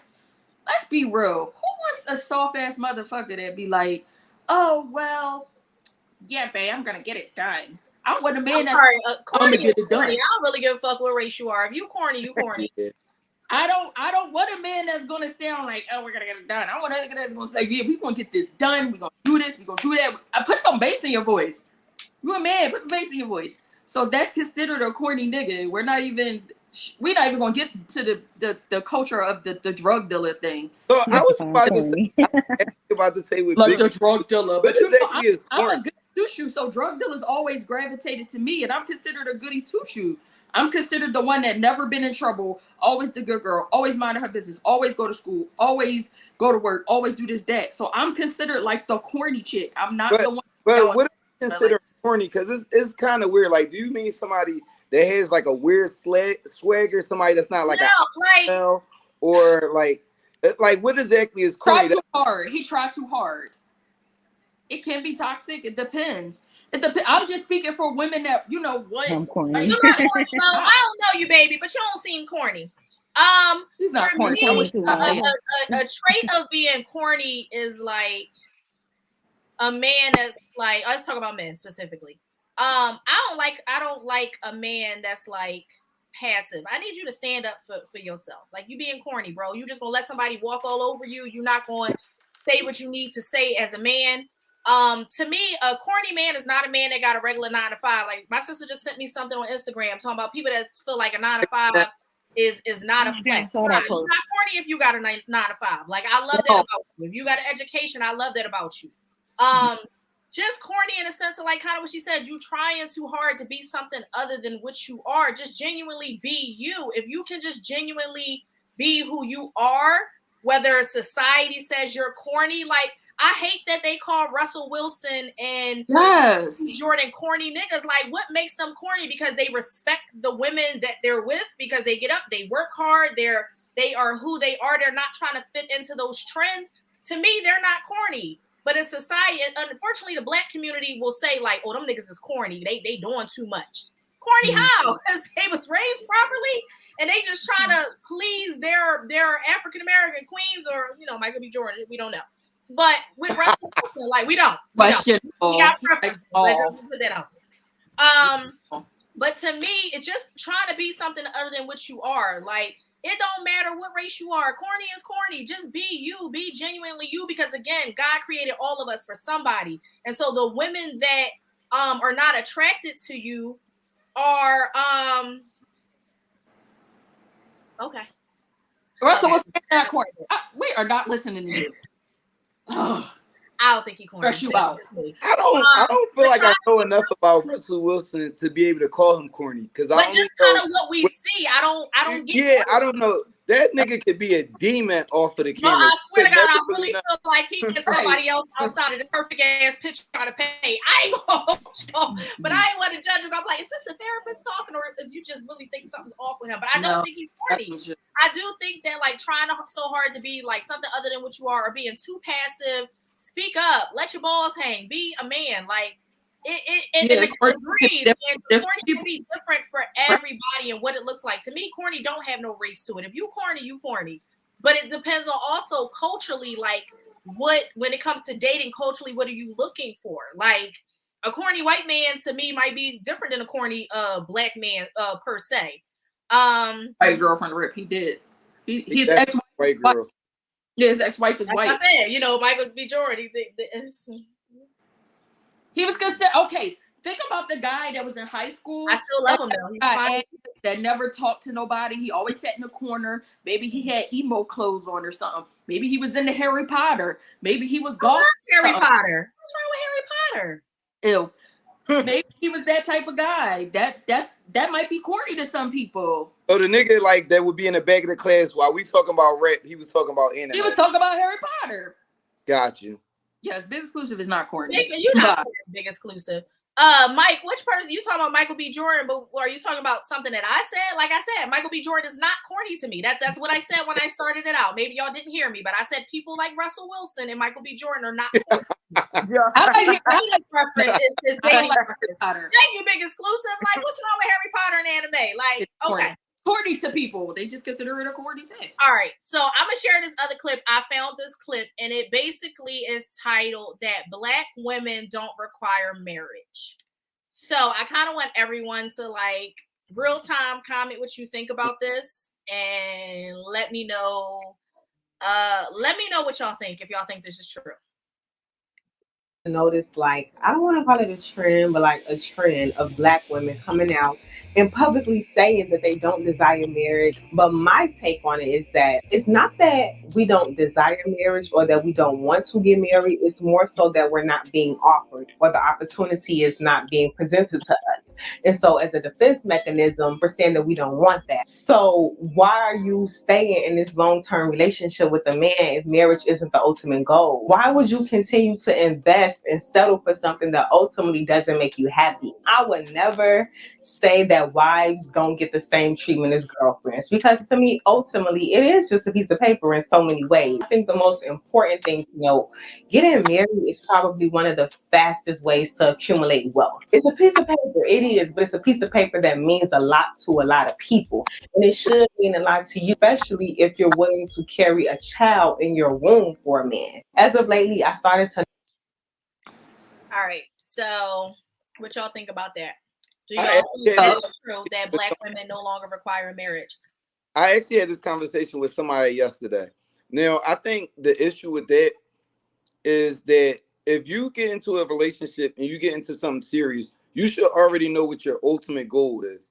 I'm not saying you got to tell that person that I want to be married. So the scenario was the person said she was dating this guy. They moved in together. They were together for like 3 years, and she said at one point she just decided it wasn't for her anymore, but she was like, I wasted 3 years. He was never going to marry me. I said, before you moved in together, you should have had an idea of what the future looks like. Now, not to say that that person changed their mind, but I think is if you're looking for marriage and you're with the person for 3 years and they're clearly showing you they didn't, they're not going to marry you, I think that's like a fuck up on your part by not doing your homework before it got to that point. So I feel like any person that ends up in that predicament, that's your fault. Before you invested all this time, you should have knew what the end was going to look like. Now, I have a friend that recently broke up with somebody she was with for 8 years. Now, her situation was different. They were going further and further, and the person said, no, I don't want marriage anymore. I think that's like a exception to the rule. But if you are dating somebody and you like, look, this is what I want, I mean, you should have an idea if that person wants it too. Yeah. True. Gad, what do you think? So you know me. I was one who, and I'm going to be completely honest about how I grew up. My parents were never together. My dad was married before and after my mom, never to my mom. So like honestly, they were just really good co-parents. So I always said to myself, my main goals were to, if I ever had children, to be a awesome co-parent with whoever that person is. I never saw marriage as a goal for me ever. Like I just thought, hey, whoever it is, I'm gonna be a bomb ass co-parent. Like I'm not gonna be that baby mom that you gonna have issues with. Like no, not me. Sorry. Um, but for when it came to my husband, I did not. I honestly did not see myself marrying him. Like I said again, we're very unconventional. I moved there to Indiana because of our son. I just didn't want our son to be away from his dad. So I just jumped and left and moved there. Um, I want to say we had our apartment for maybe about a year. And one day he came home and I literally said to him, I was like, look, you ain't got to do nothing. I ain't asking you to buy no ring. You ain't got to do nothing. But I think I can see myself marrying you. Like, if that's what you want, cool. If that's not what you want, cool. But I'm just letting you know how I'm feeling. You know, I never saw marriage as a goal for me just because of how I grew up. I've seen people who've been married for years, but just how my parents were, like, just to me, excellent co-parenting was the goal. And you know, Dom, I tell you all the time, I made strides because not only am I married, but my kids got the same father. Okay, both of them. Like to me, that is a goal. Like it's nothing that I really ever imagined for myself. Yes, I'm sorry. I don't have any of those. Yeah, in a second. It's never anything that I ever imagined. So, um, I guess when it comes to your friend, you know, she was with him for 8 years. I get it. Me, I can just say everything for me has, as at least with us as a couple and as a family, everything has been a leap of faith, and it's just worked in my favor. Um, and I just hope it continues to stay that way. So, you know, it's just one of those things. But I do feel like some women say that, and I will admit, I was one who always said I didn't want to get married because I didn't want to deal with the hurt. I saw, even though my parents were great co-parents, I always heard my mom and my dad talk about their relationship, and they hadn't been together for years. My dad had been remarried. Like, why are we still, you know? And I'm not even gonna lie, my dad still talks about my mom. Like she's the one that got away. Oh, wow. And it's just, you know, yeah. And my mom has never been married. She, you know, she does everything, you know, she's, you know, very independent, very independent. That's just how my mom is. So I always saw my mom as my example. Like, mom did that. Oh, I'll be fine. Like, mom had 3 kids, co-parented well. I can do that. You know, that was my goal. So, and I feel like it's because I saw her date, but they came and went. My mom don't play with, you know, she don't play with niggas. I'm sorry. Like she don't have time. When she done with them, they gone. She just be like, yeah, I'm over it, and that was it. But I think it's just to stem from the hurt, you know, especially once you get established as a woman. You know, we're all in our 30s. You know, people who, Dom, you're established. You know, you have your own things going on. Some people feel intimidated by that, and it might pull people further back. Mm-hmm. I say that all the time. Yep. Danny, do you agree about women and we're not requiring marriage anymore? Do you think women are still requiring marriage? Do you think that we just playing house? What is your overall idea of the video we just My overall I did a video. It was different for me and my wife because I knew after a while what my goal was to marry her. And before we moved in our first house, I told her we're not stepping into our first house until we are married. So once we got into the house a month after we were married, that's just how I was grew up spiritually. Like you ain't gonna be shacking up with a woman and not married. But I feel as though a lot of women are not requiring being married because they're either afraid or the man is not pushing to be married. He's getting everything for free.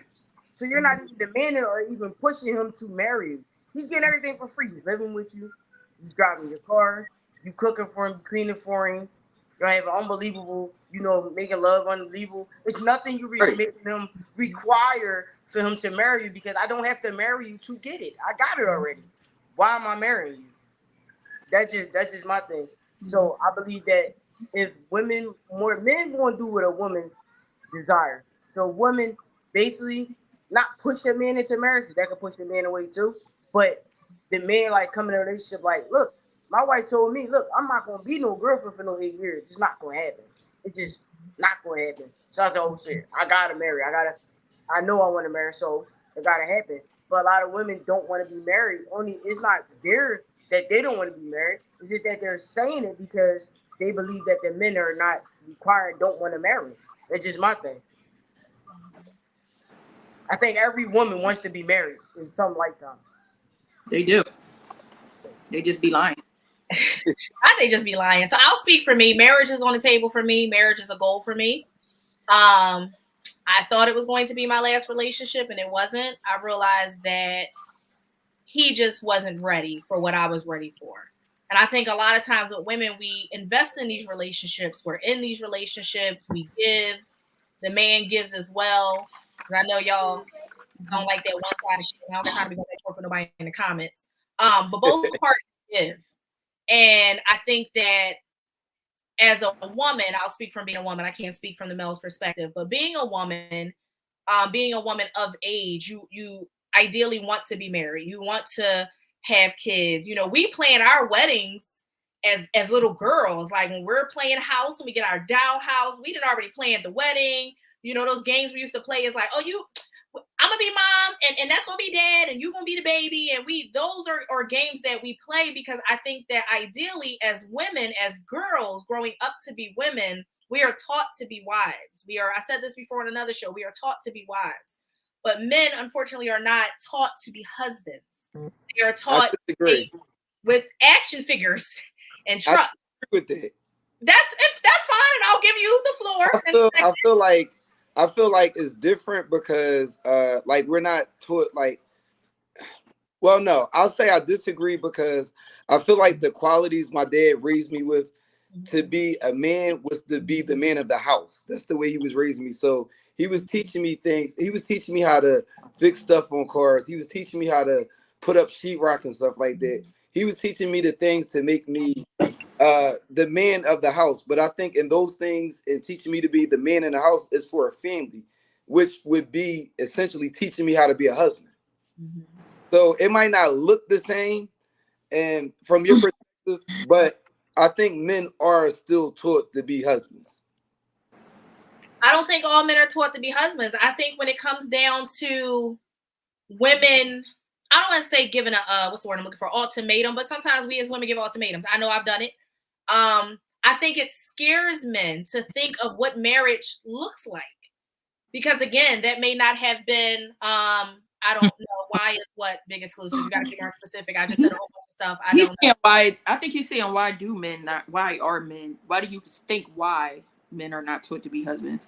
Because societally, I just don't think that men are taught to be husbands. I'm not saying all men, but a lot of men, specifically Black men, are not taught to be husbands. They get action figures. Again, they get cars and trucks. They get things that they can do with their hands, things that they can fix. But what does a husband look like? What does that? I think it could come from an upbringing.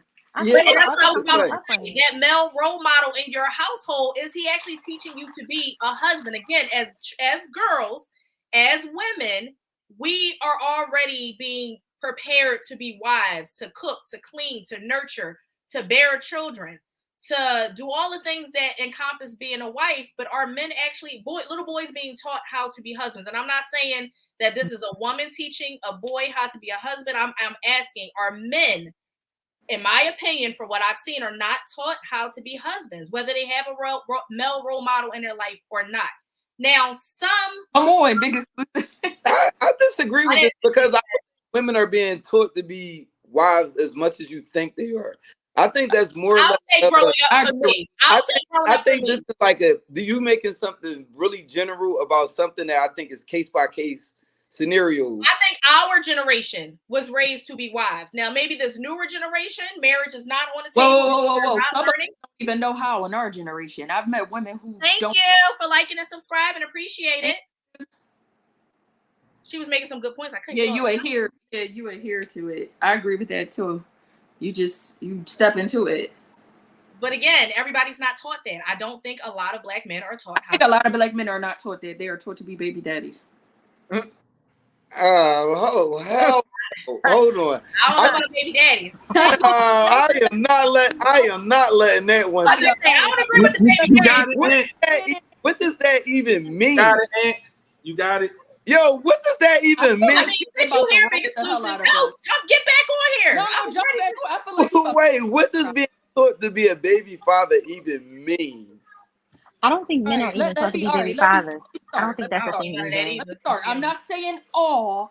I'm just saying some men are actually taught only how to be a baby dad because daddy wasn't there, but also mom didn't allow the uncle, the neighbor, the dude across the street, the other uncle. He wasn't allowed to be around different influential men to allow him to be taught how to be somebody's husband. I think, like Aunt said, it's a case by case thing. Yes, I do. Because what I'll say is one, like, I don't give people like, you're never going to be a perfect husband, but me as a man, like, I can't really use this scenario because I had a dad in my life, but I'll say, like, for instance, my cousins that didn't grow up with fathers are still good fathers because they looked at what they missed out and they didn't want their kids to have that. My dad didn't have his dad, and he's the most amazing dad in the world because you're not going to be perfect. You're not going to be perfect either way, but you make adjustments based off of what you didn't like, if you care. Well, I'll say that because some women control the narrative too. They make their sons be a baby dad instead of pushing their son into being a good dad and always in his ear, not allowing him to be a dad. In that scenario, yes, you have turned him into a baby dad because you will not let him be a man to be a dad to his child. Now, in that scenario, yes, but I know different men who did never have a dad and they still turn out to be a good dad.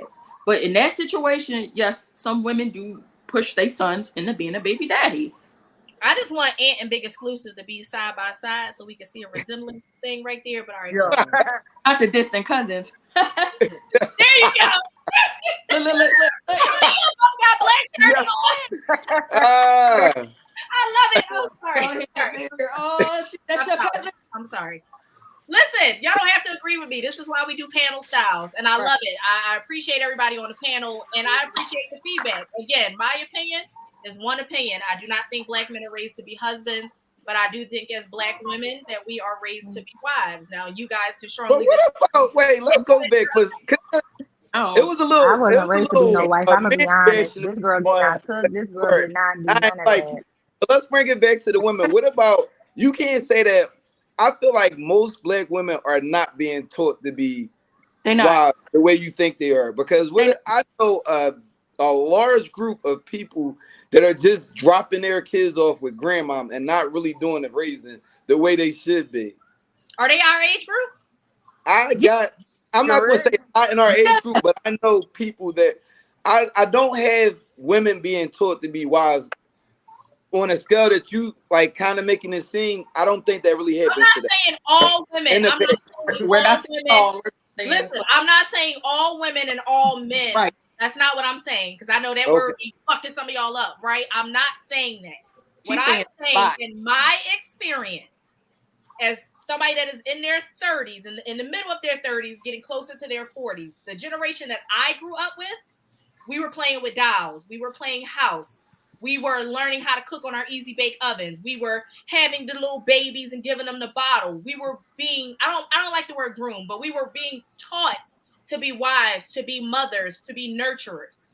Just like there are little boys that I grew up with who were doing their parents were doing the complete opposite. Again, they were playing with action figures and cars and learning how to fix stuff.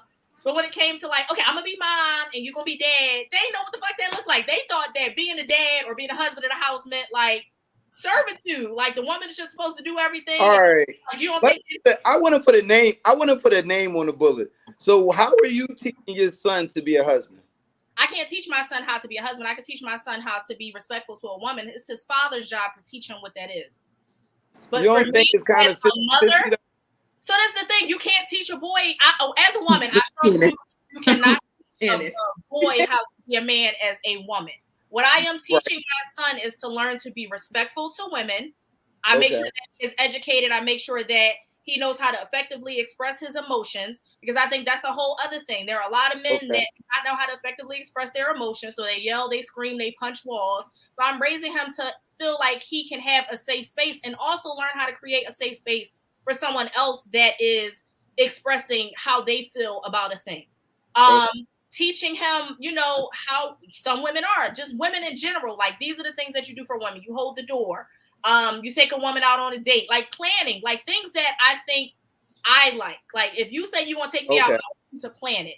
So I'm trying to teach him little cues about things that women like, but him actually growing up to be a man one day is his father's job and responsibility. I can't teach him that because I've never been a man. I've only ever been a woman. I can give it to you from the woman's perspective on, you know, what some women require, because again, this is a case by case. So I can't speak for every woman out in the world. But again, we raise our kids so that they bring home people that look like us. Like, I want my son, as Gab said earlier, to bring home a strong Black woman, an accomplished Black woman.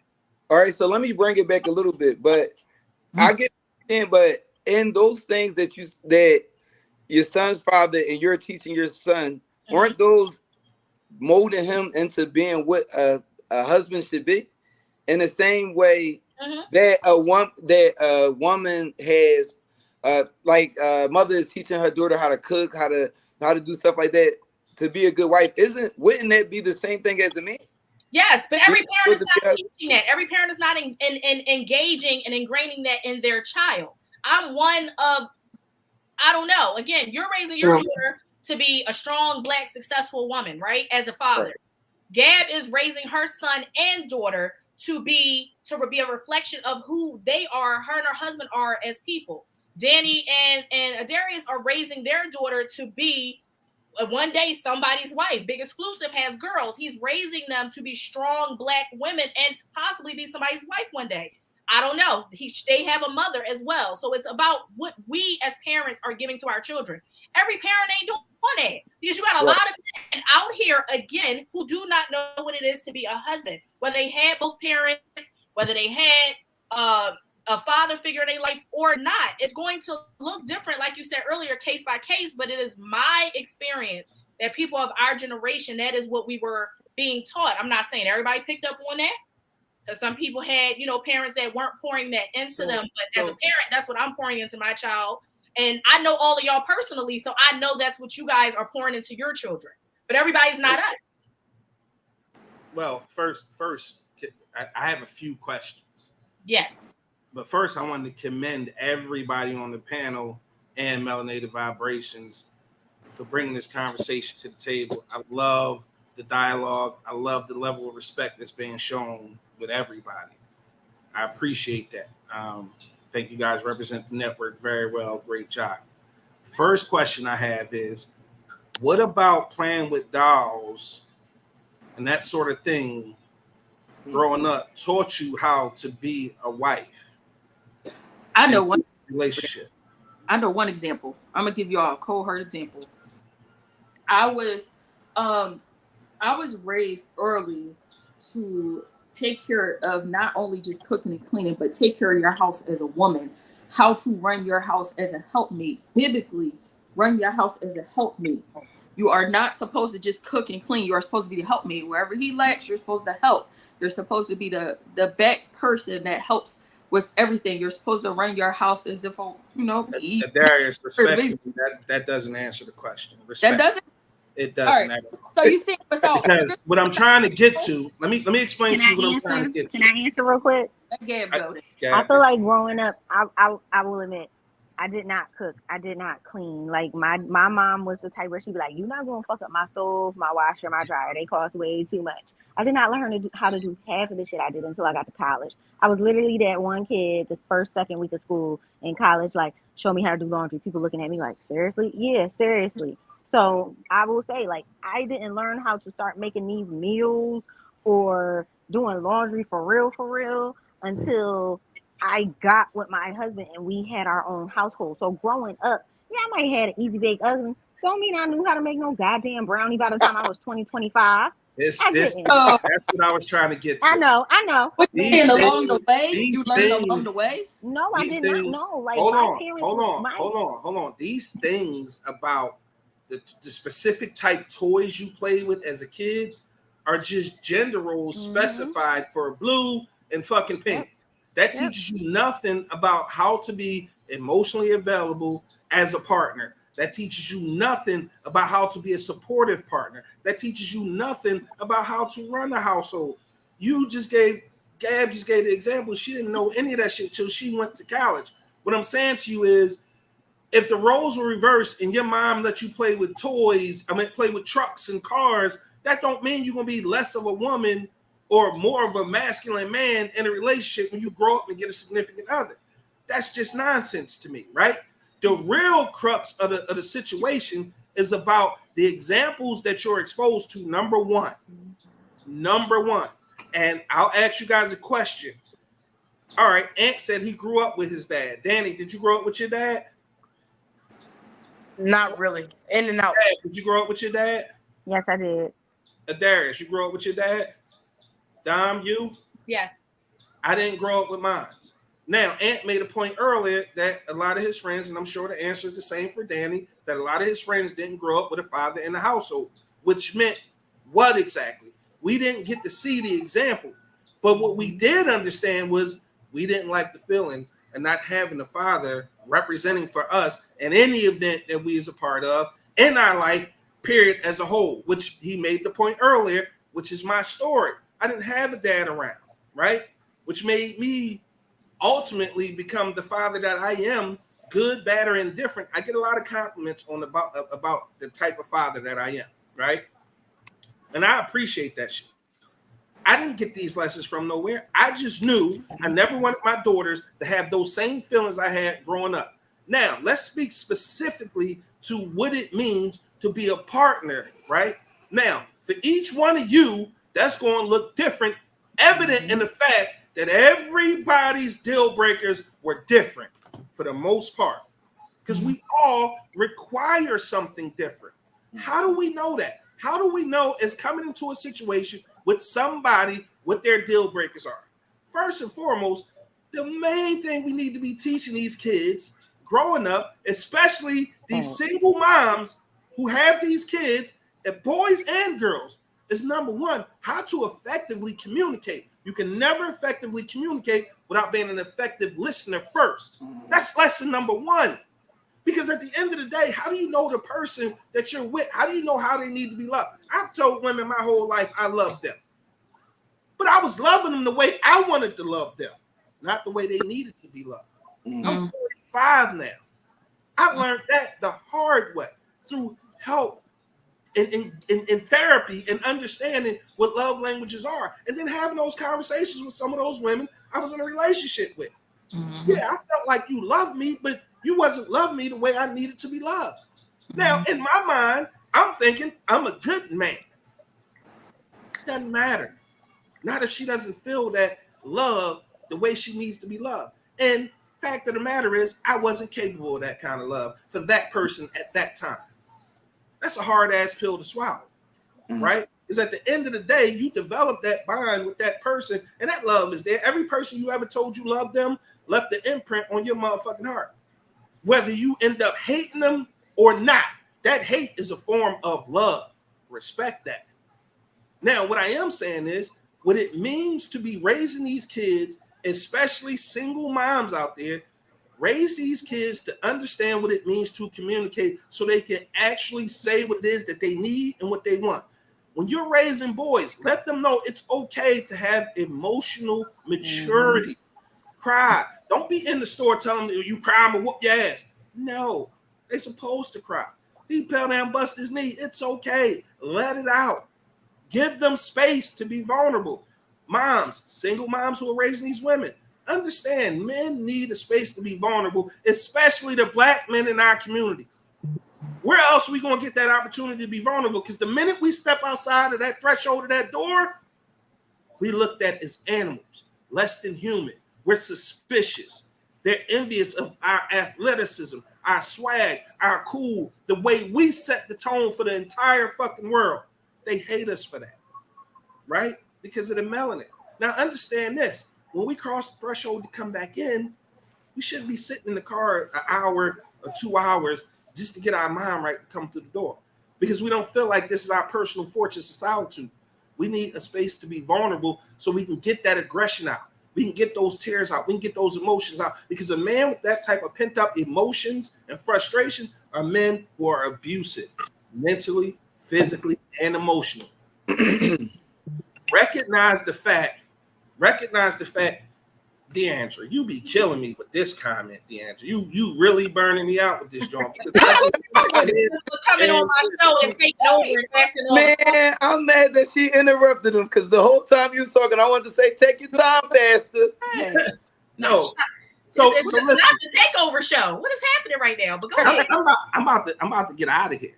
But put that comment up that you're referring to, because I want to address that too.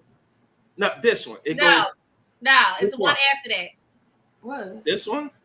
Yes, because it's talking about what you said.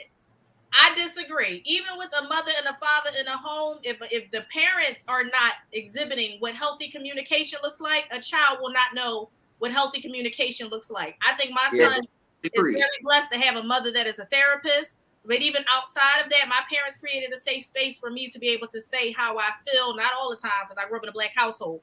But because of that, I create those safe space. So that's the comment I saw, biggest. So wait. Let me put a bow in this, and I'm gonna get out of here. Let's say, what did she say? It might tell you go nowhere, because I got another question for you. Okay, all right, but let me just tie it up in a neat bow, right? So but ultimately, what we need to understand is the type of toys you play with is not going to dictate whether or not you're a good husband, a good wife, whether you gay, straight, lesbian, or any of that shit. Okay, none of that's being dictated by the type of toys you're playing with. Understand, as parents, we have to respect our children enough to understand that they're sponges and they absorb everything. If you want a kid to learn, be the example that you want them to see. Do not underestimate their ability to comprehend mentally or emotionally, because we all know kids are way smarter than we give them credit for. Now, the last thing I want to add, and the last thing that I want to say is, ultimately, if we want better relationships in our community as Black men and Black women, we have to start somewhere. And I believe the place we need to start, our ancestors have said this for years, begin and end with respect. My mom, this one thing my mom told me, and I live by to this day. She always said to me, God rest her soul, she said, Shannon, treat your women like you would want a man to treat me. It's that simple. I don't care what you say. Playing with my little doll baby taught me how to be a good mom. Period. I don't care what you say. I was nursing that baby. I knew the babies cry. This when the doll babies could cry and pee and all of that. I don't care what you say. It helped me be a good mom, baby. I feel like teaching a child, but I feel like it's. Okay, well, I apologize, Deandra. That is not what you were trying to say. Please explain yourself further. That's what I was trying to. Or you can join the show. Either way, doesn't matter to me. Okay, what did she say? Like, men don't. I couldn't understand what y'all. Big exclusive. I'm sorry. Can you bring that back up? Because I didn't understand what she said. No, that not wrong. Some men don't know how to communicate, even ones that grew up with fathers and mothers. I would say, yeah. Okay. Other people who had parents in the household, they still don't know how to communicate. So she is right to a degree, and then some that don't know how. I mean, I think it's both. I guess it just depends on the person. It depends on the parent. I don't really feel like that's a general thing either. Not soap opera dumb. I'm just saying. Y'all see it, like, because I gotta order some more colors. Okay, big exclusive. Yeah, y'all see it. Y'all see it. Melanated Vibrations. Period. Well, question. Are we gonna give this to Danny? So since you didn't have you just want to point your husband out on the show like that? Why I gotta go to the other one without the dad? Here. Because he the other man without the daddy. He Go said ahead, that. ask the question. So what do you agree with what Shannon said? Like, as a man who didn't have a dad figure in their house? I do agree with him, because my dad was in and out. Of course, everybody, my dad was a cop. He was in and out. He played it around, but that showed me who I didn't want to be. You feel me? I'm never going to be my dad. Yes, I take pride in not being my dad. Like sometimes it hit me sometimes like, oh, I don't want to be this dude, so I push harder. Oh, I want to maintain a better family lifestyle. I'm not gonna be my dad to run out on hard times. Yeah, it does, but I think every man should think that you are not your parents. You are who you are. Try to be. If you've seen bad things, why repeat them? Change them. That's just my opinion. I agree. All right, so I got a question for y'all, and this is a question that has come up on the show before, and I'm glad now it's balanced. We got 3 men, 3 women on here. Submission. So for my single folks and my married folks, I actually want to play a video. It's 2 videos. I'll play the first one. So one is about women being submissive, and the other one is titled "Why Some Men Struggle with Leading," because I think that and leading are kind of, they unfortunately when it comes to conversation, they go hand in hand. Women don't submit to men that cannot lead them, so forth and so on. So I want to share this video about submission. And I just want to see what you guys think about it. You're wanting to see the Black woman at a point of submission. Is that where you want to see a Black woman in the 1990s? Well, it depends on how you define submission. Those words have a negative connotation for us because of how they were used against us during slavery and what we connect them to. But actually, the kind of submission that I'm referring to just means cooperation and agreement. I don't think that anybody could say that I represent a woman who is subjugated in any kind of way. I don't think that anybody could say that my personality sounds like some man has me somewhere crawling around on the ground or walking 10 paces behind him. So I'm not representing that. I'm representing strength. I'm saying that we have a lot of power. We have power to make heaven and hell for our men. And I'm saying, let's try making heaven. Let's try to build him up. If a man has his woman behind him, he will believe he can do anything. And all we need to do is to get our men to believe that they can do anything. Many people are. So I found that clip and I absolutely loved it. I loved how she phrased it, and it was just a great clip for me. Especially speaking as a Black woman. What's y'all take on it? Because I absolutely love the clip. I'll let the men go first on this one. Go ahead, big exclusive. You preaching tonight, bro. We was gonna pass the offer plate around a little bit. Like, go drop some gems on them. Mm-hmm. So listen, I think she's absolutely right. When I think about my woman submitting, I don't look at her, like she said, as being subjugated as some do what the fuck I say. Now it's a caveat to that, as there always is. The exception are if we out and we in the streets, I tell you shut the fuck up. Because the energy is up. I know what's happening. We all come from some neighborhood and our spidey senses tingle differently when we out and about. So if I tell you shut the fuck up, get in the car, my expectation is for you to do exactly that. Now, generally speaking, in our everyday life, when I look at submission, first of all, as a man, you should never have to ask your woman to submit. And if that's an argument for you, in your relationship, leave the relationship. It's not for you. It's not for either one of y'all. Okay? Because I'm going to submit just as much to my woman as I expect her to submit to me. What does that look like? Submission ain't telling you to go make me a sandwich or do this or do that. No, when I look at submission, is we pouring into each other. You all know I have multiple businesses. That shit is hard. It's a lot of work. I'm constantly going. I don't have time for a lot of things, and I'm the nutty professor.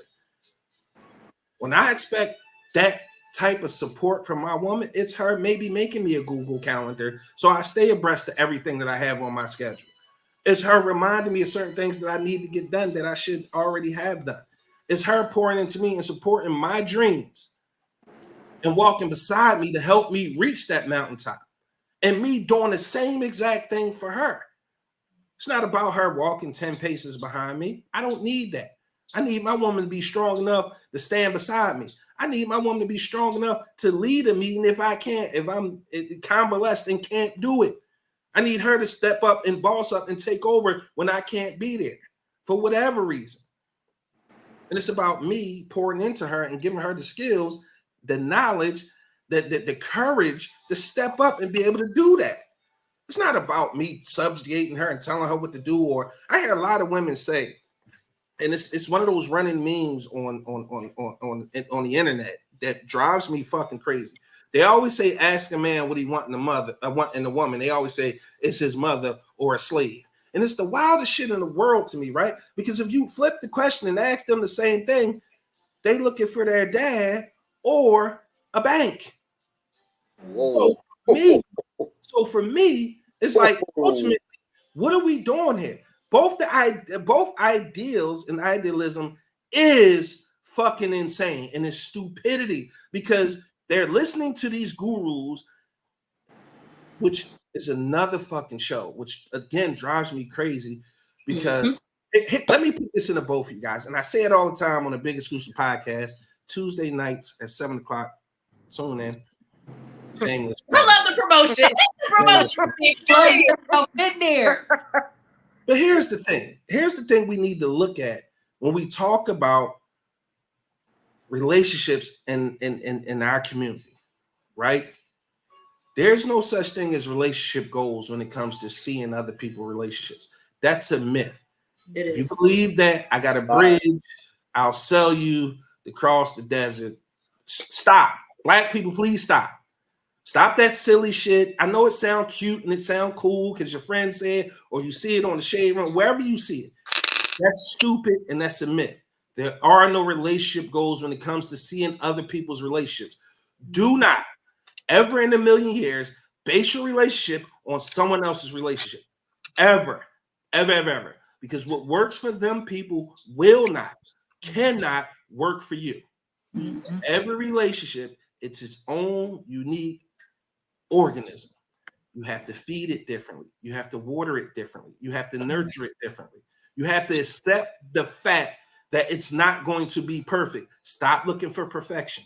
Understand that the person you ultimately will end up with and love with has to understand how to love you. Now, when you guys get in that relationship and you understand that, now it's time for you to set forth goals for you. Now, remember, you have to be in the dating phase where you're asking the right questions. It doesn't make sense if you dating somebody or you entertaining a real relationship with somebody and his goal is to be a rapper and he's 40. Okay? It's not realistic. Don't entertain that shit. Don't waste your time. It's not realistic for you. Pretty boy Dennis, to me. Okay. Name me 5 other 2 Chainz. You ain't say all that. I just said titty boy did it. Anyway, go ahead. It's an exception to every rule, respectfully. I get it. Now, fellas, don't be if you want kids and she got 3 already and you want kids, why are you entertaining this woman? She might be frugal and ready to go. You don't know. Keep it pushing. Obviously good at it. Right. Nah. You know she can make babies. You know what to do. Just understand what comes with that. That's all I'm saying. About 3 different baby dads. A couple baby dads, a couple headaches. So, but back to the submission point though. I had this conversation with 2 of my friends, and they both said the same thing about not being submissive. And the thing that they both said was they weren't submissive because of the inability of the men that they were with to lead. So they felt like they couldn't be submissive because they weren't with men that were like the alpha male going for it and just doing everything that's insanity. That's insanity. Yeah. Right. How do you even get that far? You are absolutely How do you even get that far? You are absolutely right. Like, why People red flags. People want to be in a relationship so bad that they will ignore the fact that somebody had told them multiple times marriage is not a goal, kids is not a goal, sustainability is not a goal. People get there because they ignore all the things thinking they can get into a relationship and Pookie with the PlayStation. That they can change the damn PlayStation. Change their mindset to do what it is that they want them to do. It is insanity. It absolutely is insanity. But every day people are in these type of relationships because they think they're the one that's going to be able to change. That's going to be able to change them. It's fucking delusional. If you ask me. It really is to think that you're going to change the way a person has been for 20, 30, 40, 50 plus years. You are crazy. You are crazy. Something is wrong with you. Please stop and get help, but not on my couch. I want to know Danny's perspective as the married man on the podcast. Submission. Okay. I believe submission go both ways. It's not just a woman to submit to a male, and it's not another submit to a woman. Like, there's a lot of things that, you know, my wife do as she has a hard time submitting to me too, because she's strong-willed. She's like, well, I'm not doing that. As a man, I'd be like, all right, you gotta let me, lead us to where we're going. It's just hard. Sometimes it's hard for me to let my wife be a woman that had my back. Just like now, I'm trying to go back to school, and she's telling me every step of the way to do it. She know I'm hot headed. I'm like, why you telling me what to do? I'm smart. I got this. But she helped me write my letter of intent to get in there. That's me submitting, backing up, saying, let my wife help me, have my back, because that's what she's supposed to do. Like the lady said, a woman can breathe life into a man and make him feel like he can do anything. Or her words can break him down. My wife never breaks me down with her words. She always uplifts me. So my wife does submit to me, even though we're trying to submit to each other even more as a married couple, but we don't beat each other up, and that's one thing we don't do. My wife I would never go, yo, make me a sandwich. Get on your fours and go do this. Go do that. First of all, I'd be dead if I do it. One. But and two, I was never raised like that. My mom raised me to how to be, to a woman. Like Biggie Scoops said, my mom always said the same thing. Think of me when you talk to that woman. Think like you want to be loved, love her like you love me. And it's the same thing. I do that all the time. There's no, because she knows my mom. So I believe it goes hand in hand with submission. We both have to submit to each other. Because some women don't are strong-willed, like, well, I'm not submitting to no man. I'm not listening to you. And you like, well, even though I'm leading us to the promised land, you still not submitting to me because you're like, well, I'm a strong woman. Ain't no man going to tell me what to do. I'm going to do it myself. And that could probably come from men not following through for her. So now she got this wall up like, well, I'm not going to let you do it because such and such. So to me, it goes hand in hand with submission. Both of us got to submit. I agree. You guys all said a word about leading.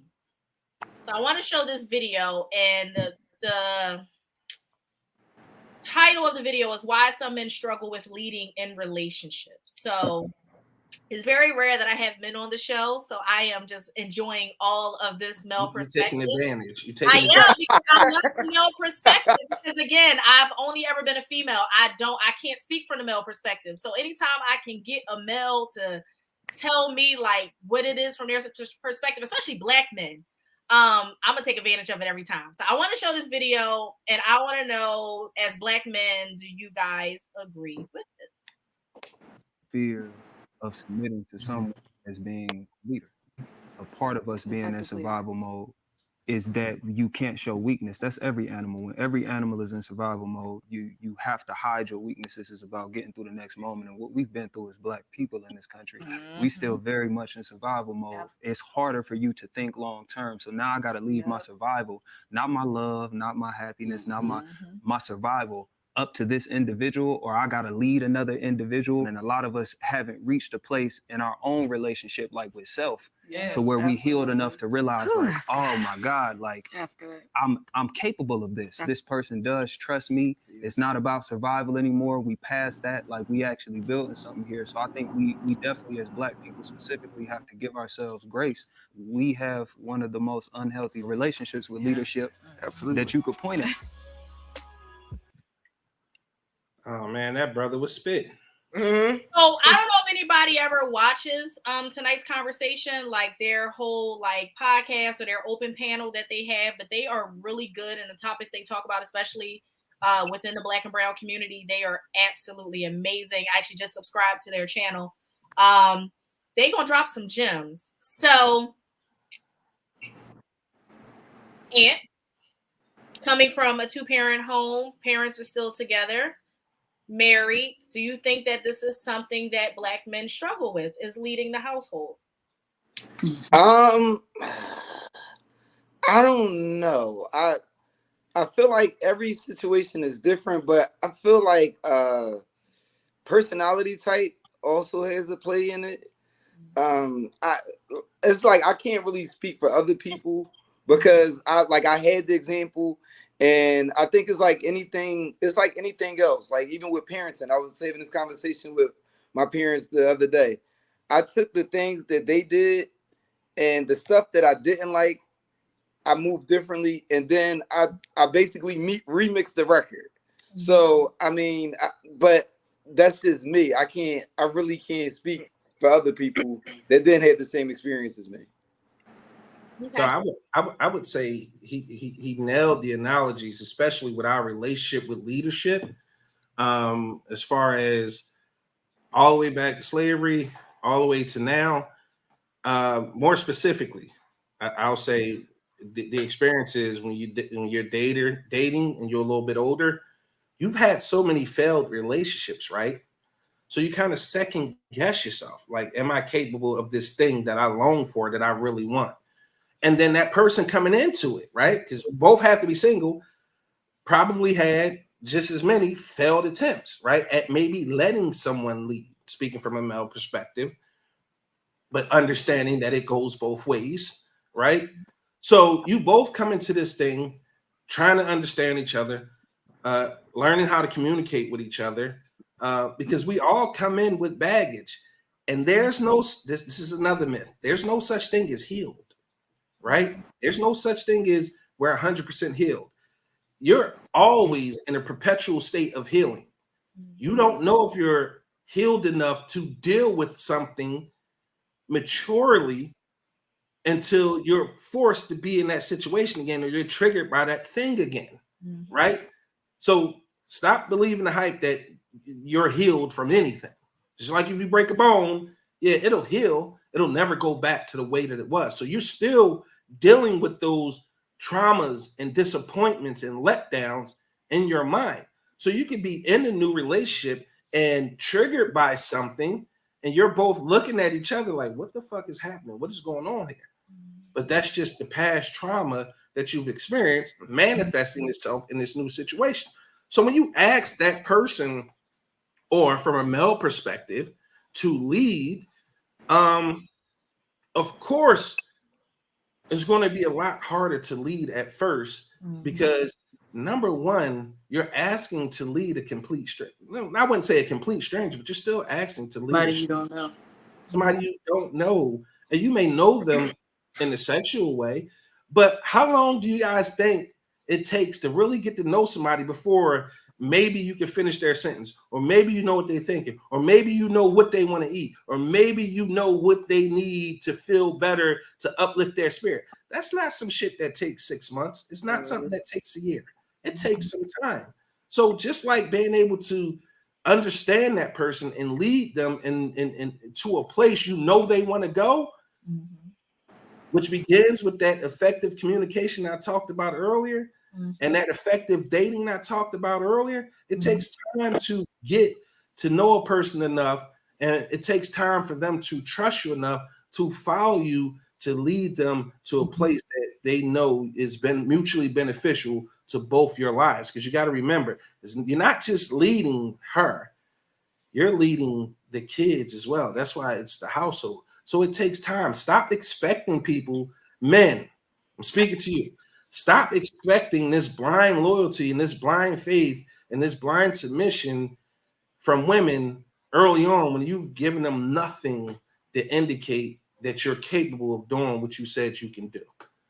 Okay, make sure the action is there. Make sure you have a history of examples where you actually came through, and then, and only then, you can start kind of making that the expectations, but only through communication. Danny, I know, because Big Exclusive out here dropping them gems. Right? Like, how you follow behind that? Okay, you know what I'm saying? Where's the offering plate? Let me see my book tonight. I think the guy is absolutely. And that's what I'm talking about. That's what I'm saying, Tim. Let's pass him the offer plate. Get a love offering going. No, I think he's Big Exclusive absolutely right. When I first, met my wife, I had to learn how to lead too. It ain't just come. I had to learn, and I had to, and then I looked at it like, oh, she has a daughter. I'm not just leading her. I'm also leading the little girl. So I had to change a lot about myself to be able to lead. Just like like she said in the comments, like she said, I lost my job and I got another one, right? My wife believed in me that I was gonna get another. It wasn't, oh, you lost your job, blah, blah, blah. She knows me. So that ability to lose my job and be like, I cannot lead no more. I cannot financially take care of that broke my heart. To be like, oh, I can't lead. My wife, knowing me, she sat me down and said, you all right, go have a drink, go get washed, lay down. I know what you're gonna do. That's just because she knows that I'm a lead. That didn't just come. We've been married for 6 years. That she knows the expectation because I gave her that I'm going to lead. I showed her that I can lead.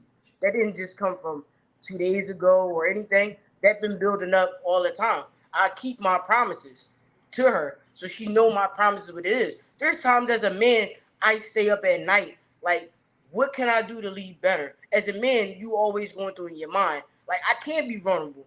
I'm a lion out here. I'm hungry. I got to get more from my family. Sometimes we stay up at night thinking, all right, man, how we going to lead? How we going to get better? What we going to do? Because we know our wife is looking at us to be that man for them, looking to be that leader. Especially if she has a daughter, you want to try to teach her that a man is safe. Not men are dummies or crazy or wild. You want to teach her a safe space. You know that there are some men out here that are safe, that's not crazy and stuff like that. Like I said, it took a long time for my wife to believe in me to lead. It was a battle, but now she knows who I am. It like the student said, you got to keep working at it. Like some men say, well, she don't believe in me to lead because what have you shown her? What have you brought to the table to show her? You tell her you want to do something, it's not done. You go be like, well, I'm gonna go do this, and you never do it. So how could she trust you? How could she trust you to lead? So of course, as a black woman, she gonna go do it herself. I don't need you. I'm gonna go do it myself. So I don't need you to lead me. I'm good. You know what I mean? That's just what I had to say. Fellas, quick life hack, fellas. It's only for the black man. Ladies, mind your business. Fellas, if you go through hard times and that changes her respect level for you, leave. Right. Leave. Deuces. I promise you'll be better. If you lose your job and that changes how she respects you, how she talks to you, how she treats you, leave. Right. That never changed with my wife. She was right there, like, you got it. Sit down right now. Get your thoughts together. We're gonna keep moving. Salute to your wife, bro. Because I'm telling you, I saw it, and this is a bad idea, fellas. Don't do this. But dude pranked his woman, like he got fired from his job. It was just a prank.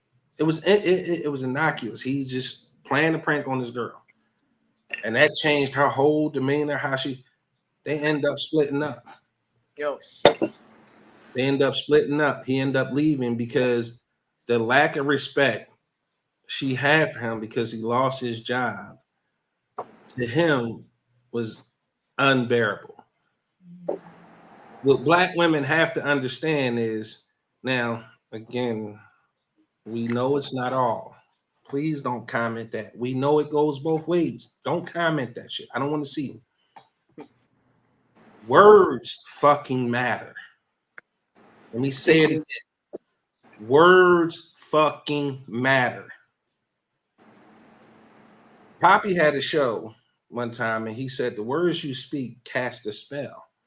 Now, I don't want to get super mysticism on you guys, but what I'm saying to you is the words and shit you put out in the universe, the words and shit you say to your partner can do one of two things. It could either build them up or tear them down. Why would you continuously chip away at somebody you claim that you love? Understand that words are powerful. Words can hurt, but they also can build. They can also be so powerful that it has your significant other, man or woman, believing they can do anything. I used to hear a saying coming up, just me and my bitch, just me and my bitch. It's a Biggie song. Tupac had the Bonnie and Clyde. Jay-Z remixed the Bonnie and Clyde in 03 with B. The point of me bring that up If y'all take on the attitude that it's me and you against the motherfucking world, it's nothing y'all can't do, y'all can't accomplish, and there's nothing that can separate that bond. I promise you. That's it. Okay. I think tonight was a great show. I feel like we talked about a lot. I got a lot from you guys. I got effective communication. I got that it is possible for a Black male to lead. It is possible for us as women to be submissive. It is possible to not have a father figure in your life and still be an amazing man. It's possible to not have a father figure in your life and be an amazing woman and not have daddy issues. It is possible for Black people to love each other, to be married, to stay married, to understand each other. For all of us single people out there that is still waiting for God to, give us our blessing, we just got to hold on and wait, because God is going to send us what it is that we need, not more so what it is that we want. Sometimes what we want and what we need do not align with his plan. So for all the single people out there that are waiting, just be patient. God has not forgotten about you. I want to end the show off with this video. I'm sure you guys have seen it with this couple. They've been married for 51 years. To me, this is a testament that Black love can last. It does exist, and that, it can happen. It doesn't just have to be other cultures that experience this. So last video, this is how I would like to end. Chicken salad is on. You want some bread, or you just gonna get a spoonful? This is the love of my life.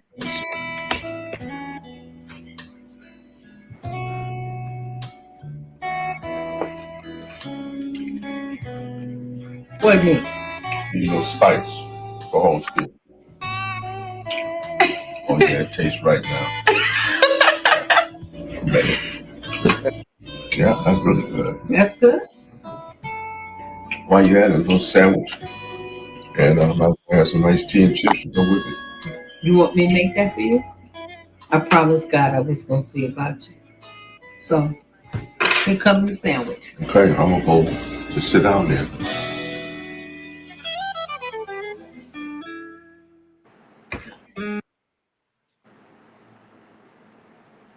Absolutely love that video. Every time I see it, it literally gives me the Kool-Aid smile, because it's possible. When talking about intimate relationships in the Black community, it is possible. It has happened, and is a testament. He's my guest tonight. He is a testament that it can happen, that, Black love can accomplish everything and overcome every single thing. And how long your parents been married? My parents have been married for 32 years. 32 years. It's beautiful. So be encouraged, Black people. Okay, we can do it. We just have to learn to effectively communicate with each other. Women, it is okay to be submissive to a man that can lead you. I will say that again. It is okay to be submissive to a man that can lead you, that can show you that he can lead you. As Big Exclusive has been saying the entire night, don't ignore those red flags. Like, don't be in a relationship where all of these red flags, but you just want to be with that person so bad that you ignore the fact that they don't want to be married, they don't want kids, they cannot lead. Women, Black women, let us be careful with our words, because the power of life and death is in the tongue. We as Black women have to learn to pour into our Black men. We get upset when they date outside the race, but we're not helping it. We're not contributing to them wanting to stay inside the race. So be careful of what it is that you say to these Black men, because we need our Black men. Statistics show that there are, again, like I said earlier, 88 Black adult men to every 100 women. And so for everybody out there that want to practice polygamy, shout out to y'all, right? Like, that's not my thing. But if we can keep our Black men with Black women and continue to produce beautiful Black children, then that is the goal. We are here to make sure that our culture and that our society expands. We do not want to lose our race because we are pushing them away. So I appreciate all the Black men on this show. Thank you guys for coming on. I want everybody to get a last words. Everybody get a last words. I'll go last. Danny, go first. Come on. Okay. My last words is that Black love is a beautiful thing. Just because of your background don't mean that that's who you are. You can always change it. And pay attention to the red flags in the relationship, because they always gonna tell you which way they gonna go. Thank you. Thank you to my brother-in-law. Appreciate him so much. And let's go. I just want to say thank you for having me. I think it was great conversation. I think dialogue between men and women like this is very necessary, because it's stuff like this that helps everybody learn. And I just want to say peace and blessings to everybody. Thanks, bro. Go ahead, Big Exclusive. Go on to lead the benediction.